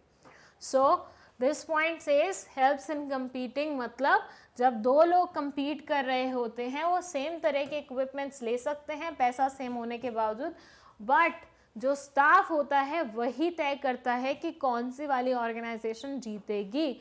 आपके सारे इक्विपमेंट, सारे रिसोर्सेज सारे सेम हो सकते हैं, लेकिन आपका स्टाफ तय करेगा कि आप जीतेंगे या आपका कॉम्पिटिटर जीतेगा। So this was another importance of staffing. Now we will be discussing about the next point, that is improves job satisfaction and morale of the employees. ये क्या बोलता है? ओके, इसको समझने के लिए हम चलते हैं थोड़ा सा बचपन के दिनों में। क्या कभी बचपन में आपके साथ ऐसा हुआ है कि आपके मॉम या डैड ने बोला हो कि बेटा मेरा ये काम कर दे, मैं तुझे एक व्हाट इट इज़ कॉल्ड, वो एक चूसने वाली लॉलीपॉप गिफ्ट करूँगा, ठीक है, मैं तुझे शाम में एक लॉलीपॉप दिलाऊंगा। या आपकी मॉम ने कभी बोला हो कि बेटा मेरा ये काम कर दे, मैं तुझे शाम में ना एक चॉकलेट दिलाऊंगी। हुआ है कभी ऐसा? और उस टाइम पे जब आपको ऐसा लालच दिया जाता था तो उस टाइम पे आप कितना काम अच्छे से करते थे, मतलब बिना किटकिट किए, बिना मना किए, बिना रोके, बिना कैसे भी फट से जाके काम करते थे, क्योंकि आपको पता होता था कि लॉलीपॉप मिलेगा अगर हम अच्छा काम करेंगे, या फिर हमें कैंडी मिलेगी अगर हम अच्छा काम करेंगे। तो बचपन से ही हमें ये चीज़ सिखाई जाती है कि जब आपको किसी चीज़ के लिए कुछ इंसेंटिव मिलता है, कुछ एक्स्ट्रा मिलता है, तो उस काम को आप बहुत ही मेहनत और शिद्दत से करते हैं। और क्या चाहिए, सेम कॉन्सेप्ट को उठाया मैनेजमेंट वालों ने और इन्होंने बोला इस चीज़ को तो हम अपने बिजनेस में कहीं ना कहीं इंसर्ट करेंगे, और कर दिया स्टाफिंग के रूप में। स्टाफिंग में एक पार्ट आता है अप्रेजल का, जहां आप एनालाइज करते हैं, इवैल्यूएट करते हैं लोगों की परफॉर्मेंस और उनको उसके बेसिस पे रिवॉर्ड्स दिए जाते हैं। स्कूल में जब पूरा साल आप नीट ड्रेस पहन के आते थे तो आपको एक प्राइज मिलता था at the end of the year annual function पे, कि नहीं मिलता था? जब आप स्कूल में बिना अटेंडेंस अपनी शॉर्ट किए हुए लगातार जाते थे तो आपको एक अवार्ड मिलता था। जब आप स्कूल में ओवरऑल परफॉर्मेंस अच्छी करते थे तो आपको एक अवार्ड मिलता था। और ये अवार्ड्स ना सिर्फ आपको बूस्ट करते हैं कि आप अपना अच्छा दें, बल्कि आपके आसपास वालों लोगों को भी एनकरेज करते हैं कि वो भी अपना अच्छा दें ताकि उनको भी अवार्ड्स मिल सके। सो वही सेम चीज़ हमने क्या कर दी, स्टाफिंग में इंसर्ट कर दी। हमने स्टाफिंग में बोला अगर आप अच्छा परफॉर्म करेंगे हम आपको उसके लिए रिवॉर्ड देंगे। अगर आप दिखाते हैं कि आप कुछ एक्स्ट्रा कर रहे हैं, आप ऑर्गेनाइजेशन के लिए कुछ अच्छा सोच रहे हैं, तो हम भी इन शॉर्ट आपको कुछ ना कुछ उसके बदले में देंगे ही देंगे। सो व्हाट दे से, staffing function does not and with the appointment of employees. बहुत लोगों की ऐसी गलत फहमी होती है कि स्टाफिंग का मतलब सही इंसान को हायर कर लेना अपनी पोजीशन के लिए, अपनी जॉब के लिए। लेकिन सिर्फ यहाँ पे स्टाफिंग की स्टोरी एंड नहीं होती, इसके बाद भी बहुत कुछ होता है। हमने पता लगाया था अप्रेजल के बारे में, हमने पता लगाया था ट्रेनिंग एंड डेवलपमेंट के बारे में। ये सब हो रहा था तभी तो हमारी स्टाफिंग प्रॉपर चल रही थी, तभी तो हमारी स्टाफिंग कंप्लीट हो पा रही थी। तो स्टाफिंग सिर्फ सही इंसान को अपॉइंट करने पे ख़त्म नहीं होती है, वो उसके बियॉन्ड जाती है, जिसमें इंसान की ट्रेनिंग होती है। जब जब ज़रूरत पड़ती है कि हाँ इसको कुछ नया सिखाना है, अब ये थोड़ा आउटडेटेड हो गया है, तो ट्रेनिंग दो उसको। जब भी प्रमोशन की रिक्वायरमेंट है कि हाँ इतने साल इसने डेडिकेट किए हैं इस ऑर्गेनाइजेशन को कि अब इसको प्रमोशन मिलना चाहिए, तो प्रमोशन दो। कॉम्पेंसेशन, जब उसको चोट लग गई काम करते करते तो उसको उस चीज़ का कॉम्पेंसेशन दो। ये एक्सेट्रा करने से भी आप क्या कर रहे हैं, आप एम्प्लॉयज़ का मोरल बूस्ट कर रहे हैं। आप यहाँ पे उन्हें प्रिपेयर कर रहे हैं कि अगर तुम अपना 100% दोगे तो ऑर्गेनाइजेशन भी तुम्हारी मदद करने से पीछे नहीं हटेगी। ऑर्गेनाइजेशन भी तुम्हें एट टाइम्स रिवॉर्ड देगी उस चीज़ के बदले में। So improves job satisfaction and morale of the employees. क्या बोलते हैं? अब देखो मुझे ये बताओ, तुम स्कूल हर रोज़ बहुत अच्छी ड्रेस पहन के जाते थे, बहुत अच्छी नीट एंड क्लीन यूनिफॉर्म पहन के जाते थे। At the end of the year जब तुम्हें एनुअल फंक्शन पे अवार्ड मिलता था, कितनी सेटिस्फैक्शन वाली फीलिंग आती थी। यूँ नहीं फील होता था यार मैंने इतने एफर्ट्स लगाए तो इन्होंने रिकग्नाइज किया मेरे एफर्ट्स को। जब ऑर्गेनाइजेशन में आपके एफर्ट्स को रिकग्नाइज किया जाता है, जब लोग आपकी मेहनत को सराहते हैं, तो ऐसे सिनेरियो में आपको खुशी मिलती है कि नहीं मिलती है? आपको सेटिस्फैक्शन मिलती है कि नहीं मिलती है? बिल्कुल मिलती है। तो ये यहाँ पे यही चीज़ बोल रहे हैं कि जब भी स्टाफिंग प्रॉपर होती है तो वो हेल्प करती है आपके एम्प्लॉयज़ का मोरल बूस्ट करने में, and at the same time आपकी ऑर्गेनाइजेशन में आपके एम्प्लॉयज़ और प्रोडक्टिविटी देने के बारे में सोचते हैं, क्योंकि उनको उस प्रोडक्टिविटी के बदले में रिजल्ट मिल रहे हैं। होता है ना वो बीपीओ वाली कंपनी में कि तुमने इतने क्लाइंट्स हैंडल कर लिए ना तो तुम्हें हर क्लाइंट पे ना एक एक्स्ट्रा बेनिफिट मिलेगा, बोनस मिलेगा, इंसेंटिव मिलेगा। तो वो और ज़्यादा मेहनत करते हैं ताकि उन्हें मैक्सिमम इंसेंटिव मिल पाए। तो वो इसीलिए किया जाता है क्योंकि हमें पता है कि जब कोई आपके एफर्ट्स को रिकग्नाइज करता है तो आप दिल से काम करते हैं, आपको सेटिस्फैक्शन वाली फीलिंग भी आती है और एट द सेम टाइम आपका बेनिफिट तो हो ही रहा होता है, रिवॉर्ड तो आपको मिल ही रहा होता है। So this was 6th point. अब बचा है हमारा सिर्फ एक छोटू सा point, that is point number 7, key to effectiveness of other function. ये क्या बोलता है? ये बोलता है no other function of management can be carried out without efficient staffing function, because all the functions are performed by human beings and human beings join the organization by staffing function only. अब देखिए management में क्या क्या आता है. Management में आता है planning, organising, staffing, directing and controlling. ठीक है, समझ जाइए. तो मैनेजमेंट में क्या क्या आता है? मैनेजमेंट में आता है planning, organising, staffing and controlling. अब आप ध्यान दें तो प्लानिंग किसके द्वारा की जाती है? रोबोट्स द्वारा प्लानिंग होती है क्या? इंसान ही करते हैं ना प्लानिंग. उसके बाद ऑर्गेनाइजिंग किसके द्वारा की जाती है? अगेन इंसानों द्वारा. डायरेक्टिंग, आपको लीड करना, आपको मोटिवेट करना कौन करता है? इंसान करता है. रोबोट आपके सामने खड़ा हो और वो आपको बोल रहा हो कि चलो चलो उठो काम करना है, चलो चलो उठो काम करना है, चलो चलो उठो काम करना है. अब robot will keeps on repeating, but क्या आपका उस पर कोई वो होगा? वहीं कोई इंसान खड़ा हो कि आपको बोले चलिए उठिए काम करना है, तो आपके मन में कैसे वो जग जाएगी कि हाँ यार काम करना है, एनर्जी से बोल रहा सामने वाला इंसान. तो ऐसे में आप सोचिए कि यहाँ पे हर एक फंक्शन किसने निभाया? इंसान ने निभाया. और उस इंसान को ऑर्गेनाइजेशन में लाए कैसे? उस ऑर्गेनाइजेशन में लाए उस इंसान को स्टाफिंग के थ्रू. तो हुआ ना स्टाफिंग सबसे इंपॉर्टेंट फंक्शन. स्टाफिंग सही से हुआ तभी तो बाकी सारे फंक्शन अच्छे से होंगे. वैसे तो मैं आपको बोल चुकी हूँ कि वैसे सारे फंक्शन इंपॉर्टेंट होते हैं दूसरे फंक्शन के लिए. मतलब प्लानिंग नहीं होगी तो कंट्रोलिंग नहीं होगी, डायरेक्टिंग नहीं होगी, ये नहीं होगा. तो वैसे ही स्टाफिंग भी इक्वली इंपॉर्टेंट है. बिना सही स्टाफ के, बिना एफिशिएंट एम्प्लॉयज़ के, बिना सही इंसान के एट द सही पोजीशन आप अपनी ऑर्गेनाइजेशन का और कोई भी मैनेजमेंट का फंक्शन पूरा नहीं कर सकते हैं. गलत एम्प्लॉय, गलत प्लानिंग, गलत ऑर्गेनाइजिंग और गलत ही डायरेक्टिंग और कंट्रोलिंग और गलत रिजल्ट. लेकिन वहीं सही इंसान, सही प्लानिंग, सही डायरेक्टिंग, सही कंट्रोलिंग, सही एवरीथिंग एंड सही will be the success of the company. So ये लास्ट पॉइंट बोलता है कि भैया स्टाफिंग अच्छी हुई है तो सब अच्छा होगा, स्टाफिंग अच्छी नहीं है तो कुछ भी अच्छा नहीं होगा. And this was the last point of importance of what your staffing. Now I hope आपको स्टाफिंग के इम्पोर्टेंस बहुत अच्छे तरीके से समझ में आ गए हैं. कोई भी डाउट है कमेंट सेक्शन में आप पूछ सकते हैं.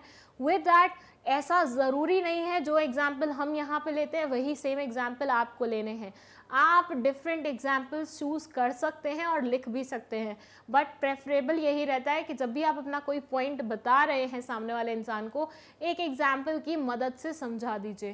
क्योंकि जब आप एग्जाम्पल की मदद से समझाते हैं तो सामने वाले को वो पॉइंट ज़्यादा अच्छे से समझ में आता है इन कंपैरिजन टू आपने डायरेक्ट डेफिनेशन लिख दी हो तो.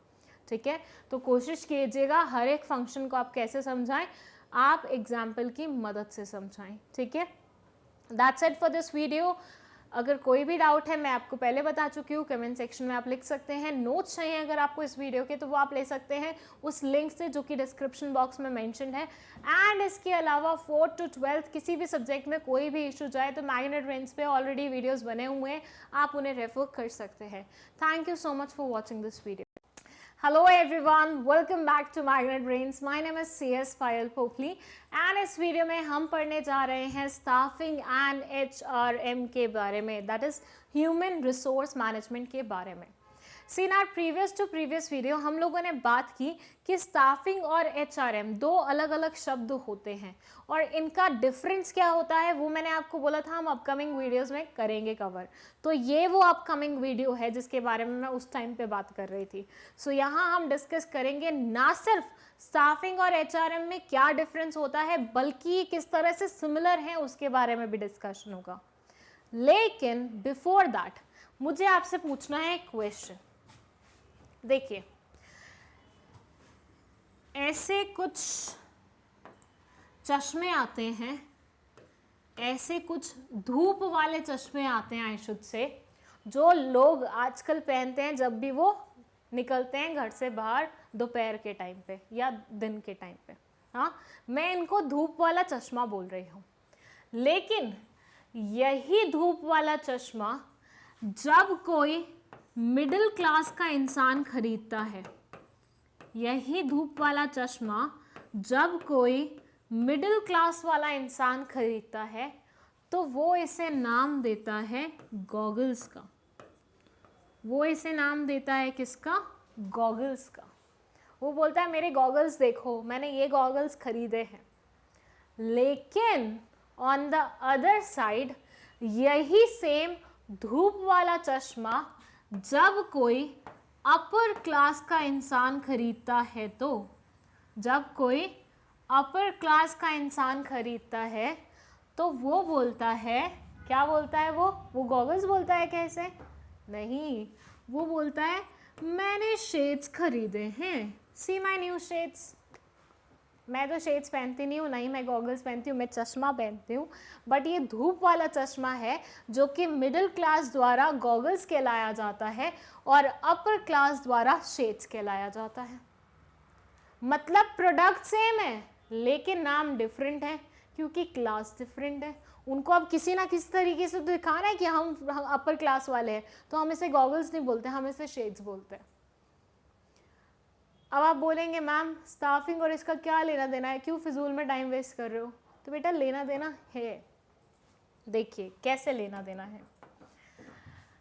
जब एक छोटी ऑर्गेनाइजेशन होती है जो कि स्मॉल स्केल पे फंक्शन कर रही होती है, जब एक छोटी ऑर्गेनाइजेशन होती है जो स्मॉल स्केल पे फंक्शन कर रही है, लोग तो वो भी हायर करती है, सिलेक्शन रिक्रूटमेंट वो भी करती है, तो काइंड ऑफ स्टाफिंग तो वो भी करती है।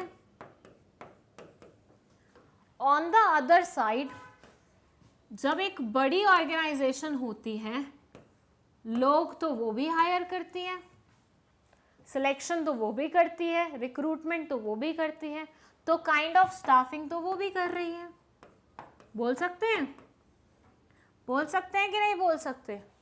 सो छोटी ऑर्गेनाइजेशन हो या बड़ी ऑर्गेनाइजेशन हो, स्टाफिंग तो सब करते हैं, लेकिन नाम बदल जाता है।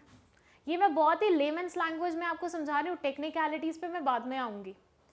लेमन्स लैंग्वेज में ये बोलते हैं कि छोटी कंपनी स्मॉल स्केल पे प्रोडक्शन जब लोग हायर करती है तो उसको हम बोल देते हैं स्टाफिंग। और ये काम हर मैनेजर करता है। जिसकी भी डिपार्टमेंट में पर्टिकुलर वैकेंसी आती है, मान लो मैं बोलती हूँ प्रोडक्शन डिपार्टमेंट में वैकेंसी आई, वो स्टाफिंग कर रहा होगा, मतलब वो लोग हायर कर रहा होगा। मार्केटिंग डिपार्टमेंट में आई तो मार्केटिंग वाला मैनेजर हायर कर रहा होगा। तो हर एक स्टाफ मेंबर क्या करता है, जिसको भी रिक्वायरमेंट होती है वो लोग हायर कर लेते हैं। यहाँ पे कोई एक फिक्स्ड अलग से कोई ऐसा कंपार्टमेंट डिपार्टमेंट नहीं बना हुआ है, तो ये हम बोल देते हैं कि भैया स्टाफिंग हुई है। लेकिन जब वही कंपनी बड़ी हो जाती है, जब वही कंपनी लोगों को हायर करती है, तो वो एक इंसान पे, मतलब ऐसे अलग अलग इंसान पे ना छोड़ के एक ही इंसान को वो रिस्पॉन्सिबिलिटी देती है। मतलब अपनी पूरी ऑर्गेनाइजेशन में वो क्या कर देते हैं, एक डिपार्टमेंट क्रिएट कर देते हैं। वो क्या कर देते हैं, एक डिपार्टमेंट क्रिएट कर देते हैं जिसको वो बोलते हैं HRM डिपार्टमेंट या HR डिपार्टमेंट। अब जितना भी स्टाफिंग का काम है, चाहे वो किसी भी डिपार्टमेंट से लिंक क्यों ना हो, वो काम यही करते हैं। यहाँ पे जिस मैनेजर को लग रहा था वैकेंसी है, वो लोग हायर कर रहा था। यहाँ ऐसा नहीं होता। यहाँ जिस मैनेजर को लगता है कि हाँ मेरे यहाँ पे वैकेंसी आने वाली है, वो HR को बताता है जाके कि भाई मेरे डिपार्टमेंट में एक वैकेंसी आने वाली है। तो ये जो अलग डिपार्टमेंट है, ये लोगों से एप्लीकेशन बुलवाता है, ये लोगों को सिलेक्ट करता है, ये लोगों को प्लेस करता है और ऑर्गेनाइजेशन में लेके आता है। सो अगर मैं बहुत ही बेसिक शब्दों में बोलूं तो स्टाफिंग मतलब छोटे ऑर्गेनाइजेशन में जब हर मैनेजर अपने लिए कोई एक बंदा वैकेंट पोजीशन के लिए फिल करने के लिए लाता है, वो हो जाती है स्टाफिंग। लेकिन जब वही चीज़ बड़े ऑर्गेनाइजेशन में होती है और एक रिस्पेक्टिव डिपार्टमेंट द्वारा होती है, तो उसे हम बोल देते हैं HRM। तो इट्स जस्ट लाइक गरीबों के गॉगल्स, तो अमीरों के शेड्स, गरीबों के गॉगल्स को हम बोलते हैं स्टाफिंग, अमीरों के शेड्स को हम बोल देते हैं HRM। अब स्मॉल स्केल और लार्ज स्केल यही हुआ ना, गरीब अमीर ही तो है, तो बिल्कुल वैसा ही है। आया अब लिंक समझ में? अब आई डोंट नो आपको पसंद आया और नहीं आया, लेकिन आई गेस कॉन्सेप्ट आपको याद रहेगी अब। It says human resource management is part of management process which develops and manages the human elements of the enterprise। ये वो पार्ट है मैनेजमेंट का जो कि ह्यूमन से डील करता है और उन्हीं को मतलब डेवलप करने में या मैनेज करने में हेल्प करता है on the basis of knowledge, skill, creativity, talent, potentials, contribution, everything. मतलब उनको एनालाइज करेगा कंप्लीटली और उनको किस तरह से ऑर्गेनाइजेशन में आगे लेके चलना है वो सब डिसाइड करता है।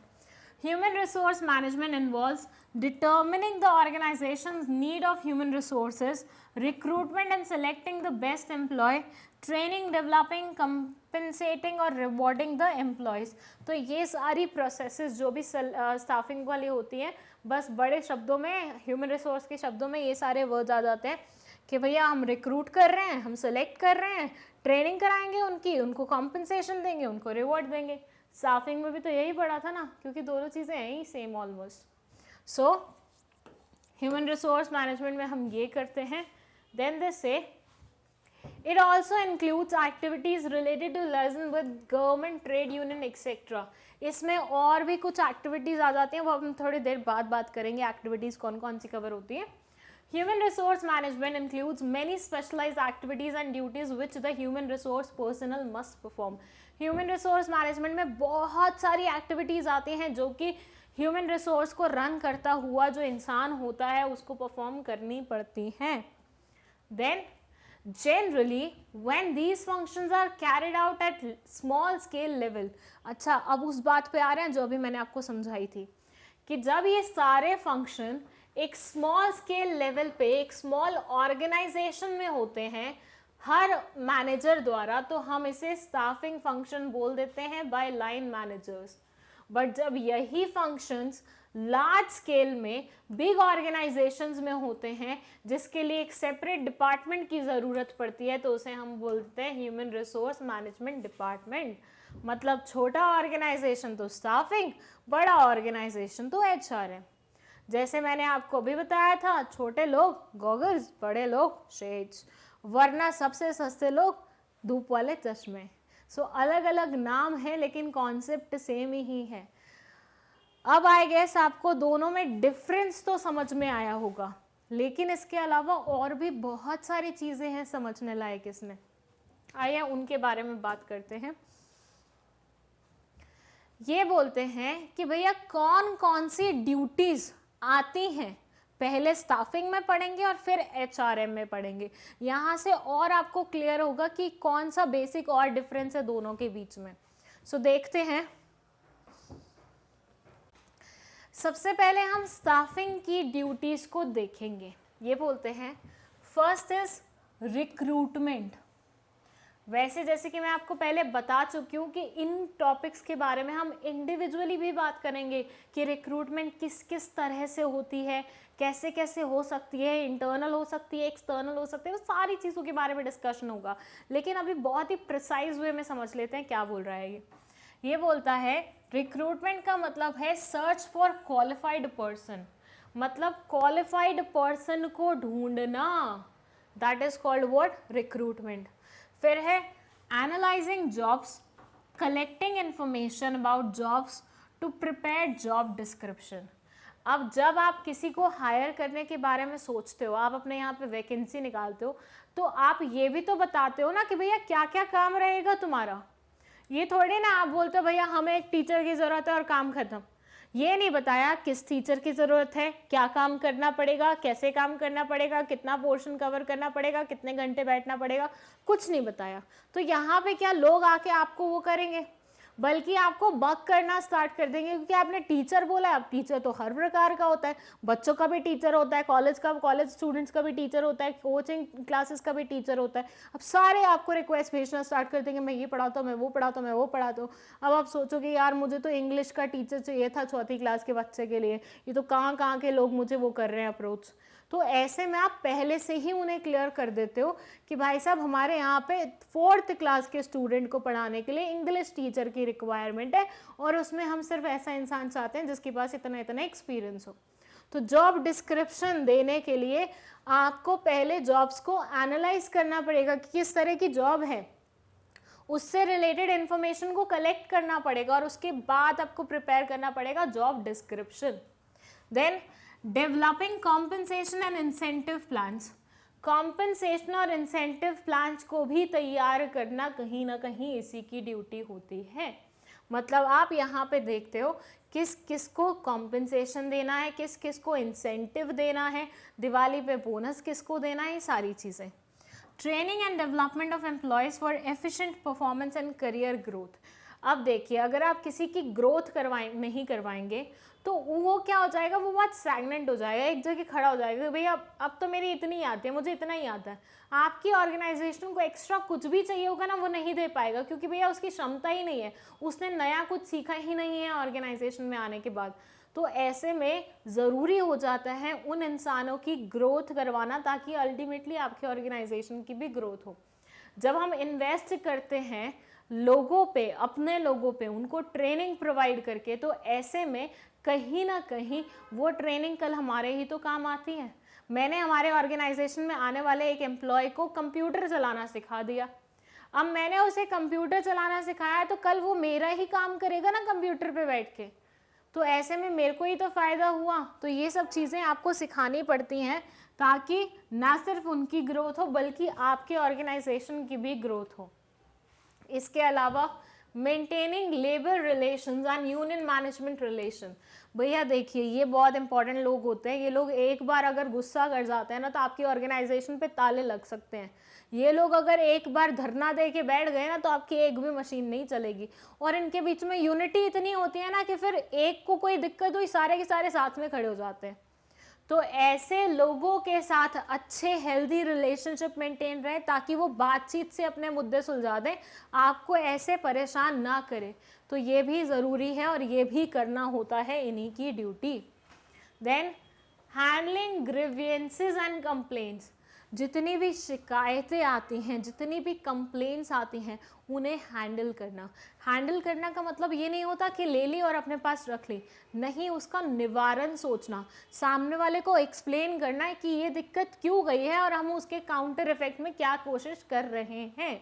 ये होता है उन्हें हैंडल करना। ग्रीवेंसेस मतलब लोगों को जो भी परेशानियां हैं, जो भी कंप्लेंट्स हैं, वो आके आपको बताएंगे और आपको उनका निवारण देना पड़ेगा। Then providing for social security and welfare of employees. अपने लोगों की सोशल सिक्योरिटी और वेलफेयर के बारे में सोचना, वो भी कहीं ना कहीं इसी का हिस्सा है। Then defending the company in lawsuits and avoiding legal complications. भैया ये सबसे डरावनी चीज़ होती है एक इंडिविजुअल के लिए भी और एक कंपनी के लिए भी, कि तुम्हारे अगेंस्ट कोई केस फाइल हो गया है। ऐसा नहीं हो, ऐसा सुनने में कभी ना आए, इसलिए ऑर्गेनाइजेशन को थोड़ी सी एक्स्ट्रा मेहनत करनी पड़ती है, स्पेशली इस डिपार्टमेंट को थोड़ी सी एक्स्ट्रा मेहनत करनी पड़ती है। तो ये भी कहीं ना कहीं इन्हीं का काम है कि लॉ सूट्स में कंपनी को डिफेंड करना और कोशिश करना कंपनी के अगेंस्ट कोई भी लीगल कॉम्प्लिकेशन ना अराइज हो। ये हैं हमारे कुछ ड्यूटीज़ जो कि स्टाफिंग में निभाए जाते हैं। एक बार मैं फिर से आपको बता देती हूँ। रिक्रूटमेंट करना, जॉब एनालाइज करना ताकि जॉब डिस्क्रिप्शन प्रिपेयर हो सके, कॉम्पनसेशन और इंसेंटिव प्लान्स के बारे में सोचना, और ट्रेनिंग और डेवलपमेंट कराना लोगों की, लेबर के साथ अच्छा रिलेशनशिप मेंटेन रखना, ग्रीवेंसेस और कंप्लेंट्स हैंडल करना, सोशल सिक्योरिटी और वेलफेयर मेंटेन रखना, और कंपनी को लॉ सूट्स में डिफेंड करना। ये सब करता है स्टाफिंग, जो भी करता है उसके अंडर आते हैं। अब लगे हाथ हम देख लेते हैं कि प्रेजेंट डे HRM कॉन्सेप्ट में क्या क्या एक्टिविटीज़ इंक्लूड होती हैं। वो थोड़ी पुरानी हो गई, लेकिन आज की डेट में HRM के बीच में कौन कौन सी एक्टिविटीज़ ऐड ऑन हुई हैं, कौन कौन सी एक्टिविटीज़ थोड़ी सी बड़ी हैं, एक्सपेंशन हुआ है उनका, वो सब पॉइंट्स के बारे में डिस्कस कर लेते हैं। अब अगर आप सोच रहे हैं कि मैम ये सब हम क्यों पढ़ रहे हैं, तो बेटा एक चीज़ समझिएगा कि अगर कोई आपसे क्लियर कट पूछ ले कि स्टाफिंग और एचआरएम में डिफरेंस बताओ, तो ऐसे में अगर आप सिर्फ वही छोटे और बड़े वाली बात करोगे वो कंप्लीट आंसर नहीं होगा। आपको कुछ सब्सटेंशियल उन्हें देना पड़ेगा कि देखिए स्टाफिंग में सिर्फ इतना ही होता था, हमने एचआरएम में एड ऑन्स किए हैं, हमने एचआरएम में फंक्शंस बढ़ाए हैं, एक्टिविटीज़ को बढ़ाया है, तो वो आपको बताना पड़ेगा उनको सामने से, तो उसके लिए ये पोर्शन ज़रूरी है। सो आइए देखते हैं इसमें क्या लिखा हुआ है। फर्स्ट इसमें आता है human resource planning.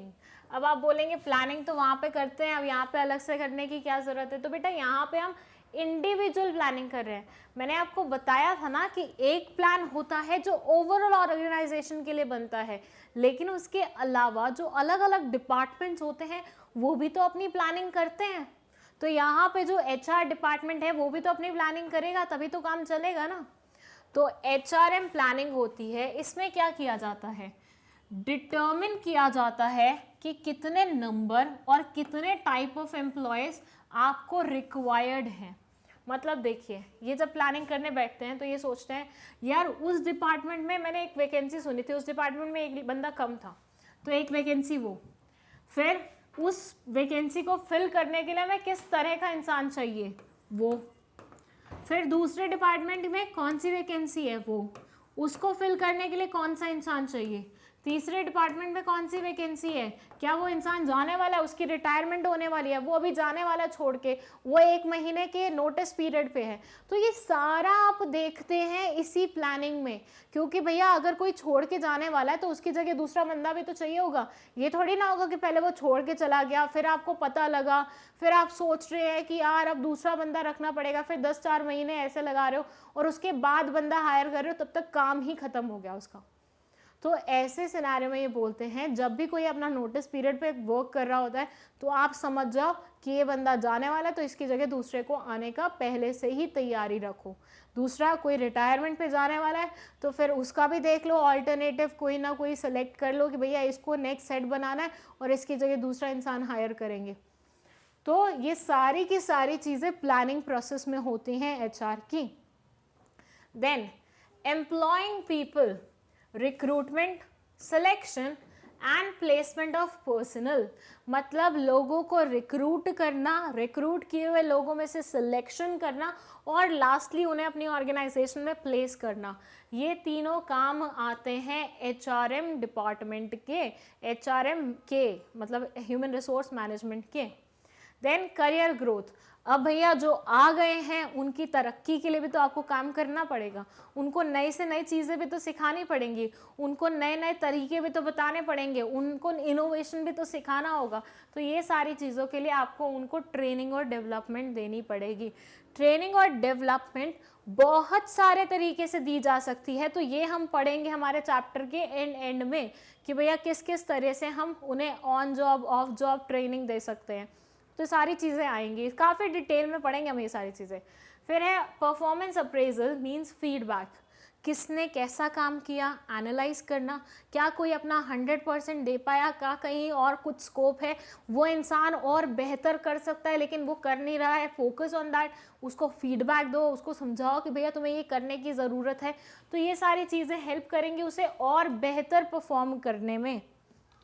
Then motivation, बहुत बार ऐसा हो जाता है इंसान काम कर करके ना कर करके परेशान हो जाता है। जैसे मान लो मैं पढ़ा रही हूँ, मैं बहुत टाइम से पढ़ा रही हूँ, तो एक टाइम आएगा मुझे ऐसा लगेगा मैं क्या कर रही हूँ, क्यों कर रही हूँ, मतलब आई नीड अ ब्रेक। तो ऐसे टाइम पे अगर मुझे कोई बोल दे हम तुम्हें एक्स्ट्रा पे करेंगे, या कोई मुझे बोल दे कि भैया आप तो बहुत अच्छा कर रही हो, आपको और अच्छा करना है, आपको तो बहुत ये हो रहा है, आपको तो वो हो रहा है, अप्रिसिएशन हो रहा है, वो हो रहा है, तो दोनों ही तरीकों से मैं क्या हो रही हूँ, मैं मोटिवेट हो रही हूँ। एक में मुझे कुछ गेन मिल रहा है, मुझे मॉनेटरी बेनिफिट मिल रहा है, कोई मुझे बोल रहा है मैं तुम्हें एक्स्ट्रा पैसे दूंगा, करो जो काम कर रही हो, और दूसरे में कोई मेरे को इमोशनली बूस्ट कर रहा है कि यार यू आर डूइंग गुड, मतलब आप अच्छा कर रहे हो, आपको और करना चाहिए, ये वो। दोनों ही तरीके से मैं क्या हो रही हूँ, मैं मोटिवेट हो रही हूँ, तो अब मैं और बेहतर परफॉर्म करूँगी। जो भी कंटिन्यूस काम कर रहा होता है ना, चाहे वो कितना इंटरेस्टिंग काम क्यों ना, वो एक टाइम के बाद ऊब जाता है और उसको ऐसे मोटिवेशनल चीज़ें बोलने की ज़रूरत पड़ती है। जैसे आप लोगों के कमेंट्स आते हैं, अच्छे अच्छे कमेंट्स आते हैं, प्यारे प्यारे कमेंट्स आते हैं, तो उससे हमें मोटिवेशन मिलता है कि यार बच्चे पसंद कर रहे हैं तो और मेहनत करो और मेहनत करो। तो ऐसे चलती हैं चीज़ें, ऐसे वर्क करता है। फॉर से आपने कुछ काम किया घर पे, आप रोज़ वही काम कर रहे हो, लेकिन एक दिन मम्मी आपको अप्रिशिएट करते कि बेटा तुम ये काम बहुत अच्छा कर रहे हो, तुम बहुत प्यारी बच्ची हो, तो ऐसे में आप मोटिवेटेड हो जाएंगे, अगले दिन आप थोड़ा सा और एक्स्ट्रा एफर्ट लगाएंगे उसे और बेहतरीन करने के लिए। तो वो चीज़ करना ज़रूरी हो जाता है और HRM वो करता है। कॉम्पनसेशन और remuneration of employees keeping in mind their qualification and other factors. लोगों की, एम्प्लॉयज़ की रेम्यूनरेशन और कॉम्पनसेशन के बारे में सोचना। इस इंसान ने इस बार ओवर टाइम किया था, इस इंसान ने एक्स्ट्रा एफर्ट्स दिए थे, इसको एक्स्ट्रा पैसे बनते हैं, इसको ओवर टाइम के पैसे देने चाहिए, तो ये सारा डिसाइड करना is also a part of HRM। Then फिर ये बोलता है providing social security and welfare of people. लोगों को सोशल सिक्योरिटी प्रोवाइड करना और वेलफेयर प्रोवाइड करना, मतलब उनको एक सेंस ऑफ बिलोंगिंगनेस देना कि भैया हम तुम्हारे साथ हमेशा खड़े रहेंगे, नो मैटर लोग जॉब से जा रहे होंगे, तुम्हारी जॉब कहीं नहीं जाने वाली है, तुम सिक्योर्ड हो, ये फील कराना, ये एश्योरेंस देना is also a part of this particular thing. Review and audit of personal policies and procedures. अब जहाँ लोग काम करते हैं वहाँ लोगों के लिए बहुत अलग अलग तरीके की पॉलिसीज़ बनती हैं, वहाँ अलग अलग तरीके के प्रोसीजर्स बनते हैं। अब ऐसे में पॉलिसीज़ में, प्रोसीजर्स में आप क्या सोचते हो, आप इन्हें रिव्यू करते रहते हो। मान लो आपके यहाँ की पॉलिसीज़ बहुत आउटडेटेड है बट आपने अभी तक लागू करके रखे हैं, जो लोगों को हिंडर करती हैं उनकी सक्सेस पाने में, तो ऐसे में आपको अपनी पॉलिसीज़ को क्या करना पड़ेगा, दोबारा से देखना पड़ेगा, रिन्यू करना पड़ेगा, रिव्यू करना पड़ेगा। सो ये कुछ काम आते हैं HRM में।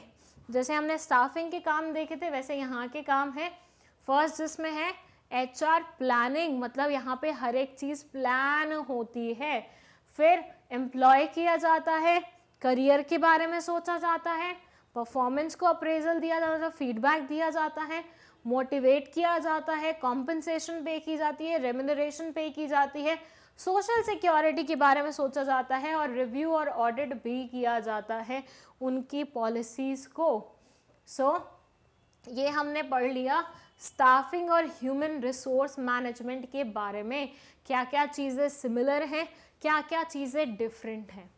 अब नेक्स्ट वीडियो में हम पढ़ेंगे HRM का इवोल्यूशन, मतलब आज HRM जो है वो किस तरह से शुरू हुआ था और क्या क्या करके आज यहाँ तक पहुँचा है। सो ये सारी चीज़ें हम डिस्कस करेंगे हमारी नेक्स्ट वीडियो में।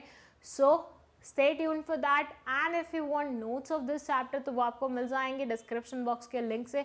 इसके अलावा अगर आपको कोई भी डाउट है 11th-12th की बिजनेस स्टडीज़ में तो उसके लिए मैग्नेट ब्रेन्स पे अलग से 2 प्लेलिस्ट बने हुए हैं जहाँ पे सारी वीडियोज़ अवेलेबल हैं सीक्वेंस वाइज, तो आप वो देख सकते हैं, एंजॉय कर सकते हैं, अपने डाउट्स क्लियर कर सकते हैं। Thank you so much for watching this video. Hello everyone, welcome back to Magnet Brains. My name is CS Payal Popli and इस वीडियो में हम पढ़ने जा रहे हैं HRM का इवोल्यूशन। देखिए, एक ज़माना ऐसा हुआ करता था कि इंसान की हालत में नहीं था। पहले वो पता नहीं कोई जानवर था, फिर इवॉल्व हुआ, फिर कुछ और बना, फिर कुछ और बना। बहुत भारी भरकम वर्ड्स होते हैं, साइंस में पढ़ाए गए थे बट मुझे बिल्कुल भी याद नहीं है।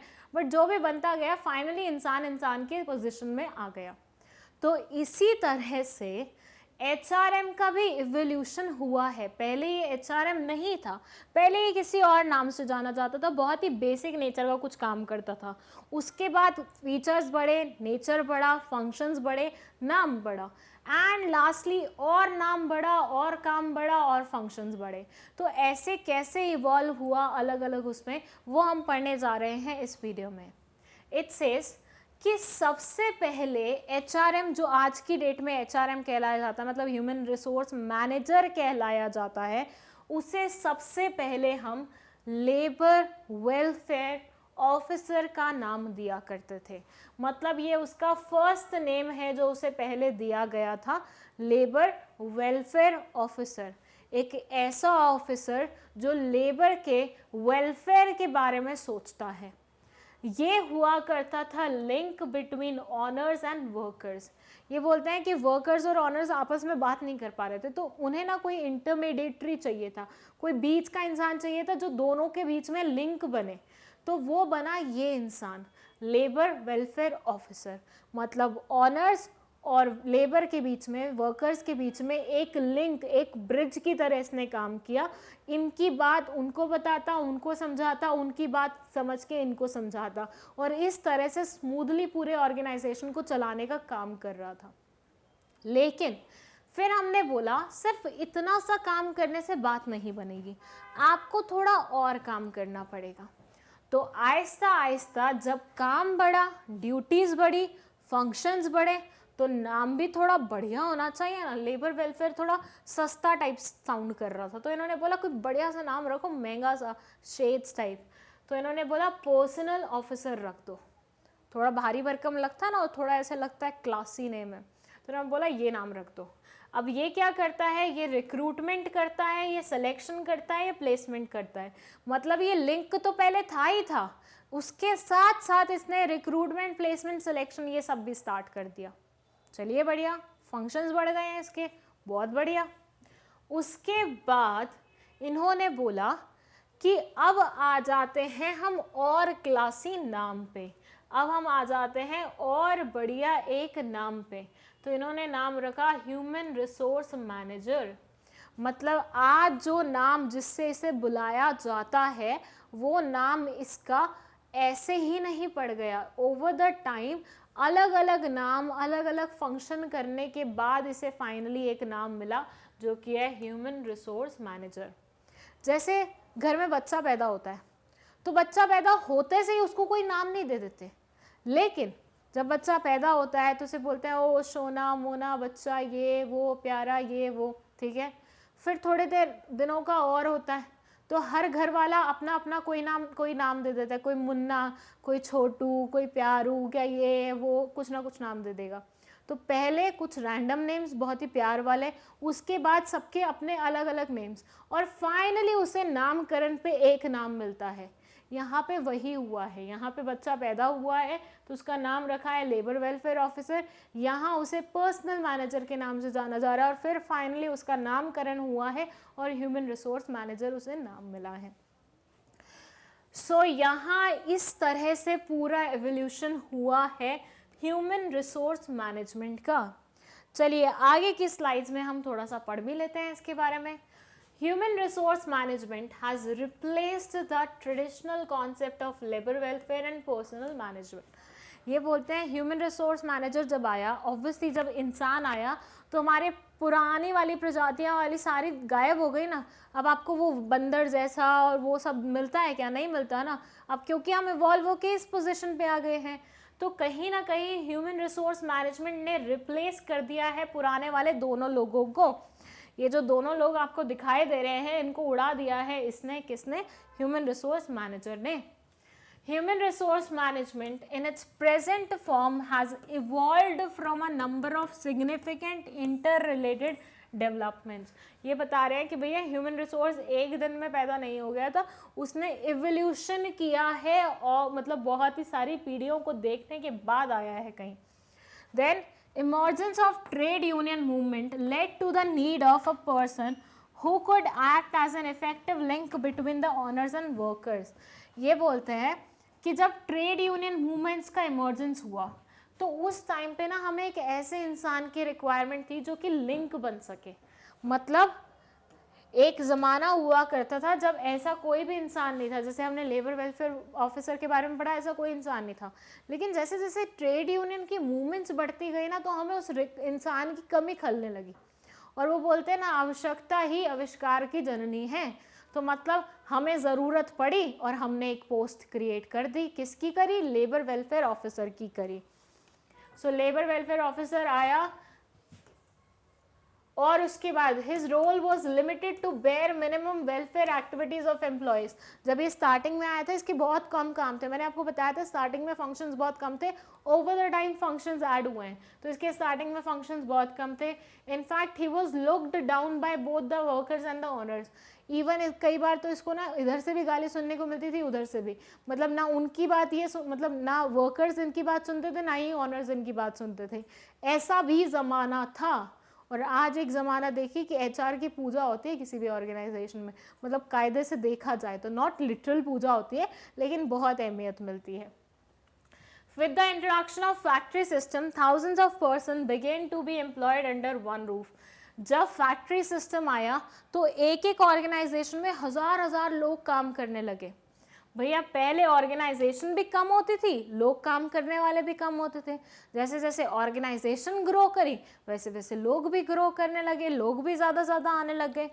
तो अब हमें और फंक्शंस ऐड करने थे, तो हमने पर्सनल ऑफिसर को ले आए एग्जिस्टेंस में. मतलब पहले मैं चलिए लास्ट में रिवाइज कराऊंगी.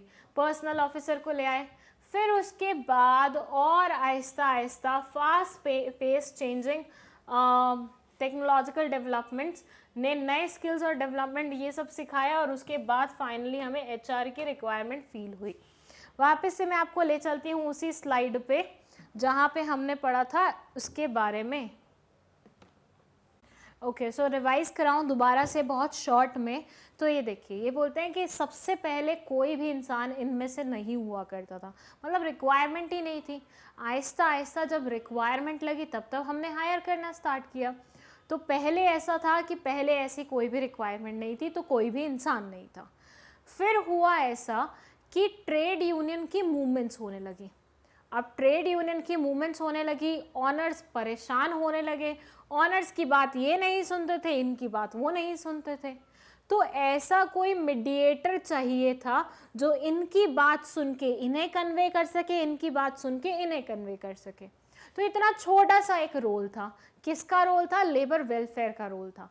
तो हमने इस इंसान को लाया, और क्योंकि रोल भी लेबर वेलफेयर का था तो नाम भी हमने लेबर वेलफेयर ऑफिसर दे दिया. फिर आहिस्ता आहिस्ता हमने इसके फंक्शंस बढ़ाए, क्योंकि अब क्या हो रहा था, फैक्ट्रीज आ रही थी तो ज़्यादा लोगों की ज़रूरत पड़ रही थी. तो ऐसे सिनेरियो में सोचिए, एक इंसान से तो इतना काम, मतलब एक इंसान जिसको हमने लेबर वेलफेयर के लिए रखा था, सिर्फ वो तो ही सारे काम नहीं कर पाता, तो ज़्यादा और बेहतर इंसान की ज़रूरत पड़ी, और उसको हमने पर्सनल ऑफिसर के नाम से रखना शुरू कर दिया.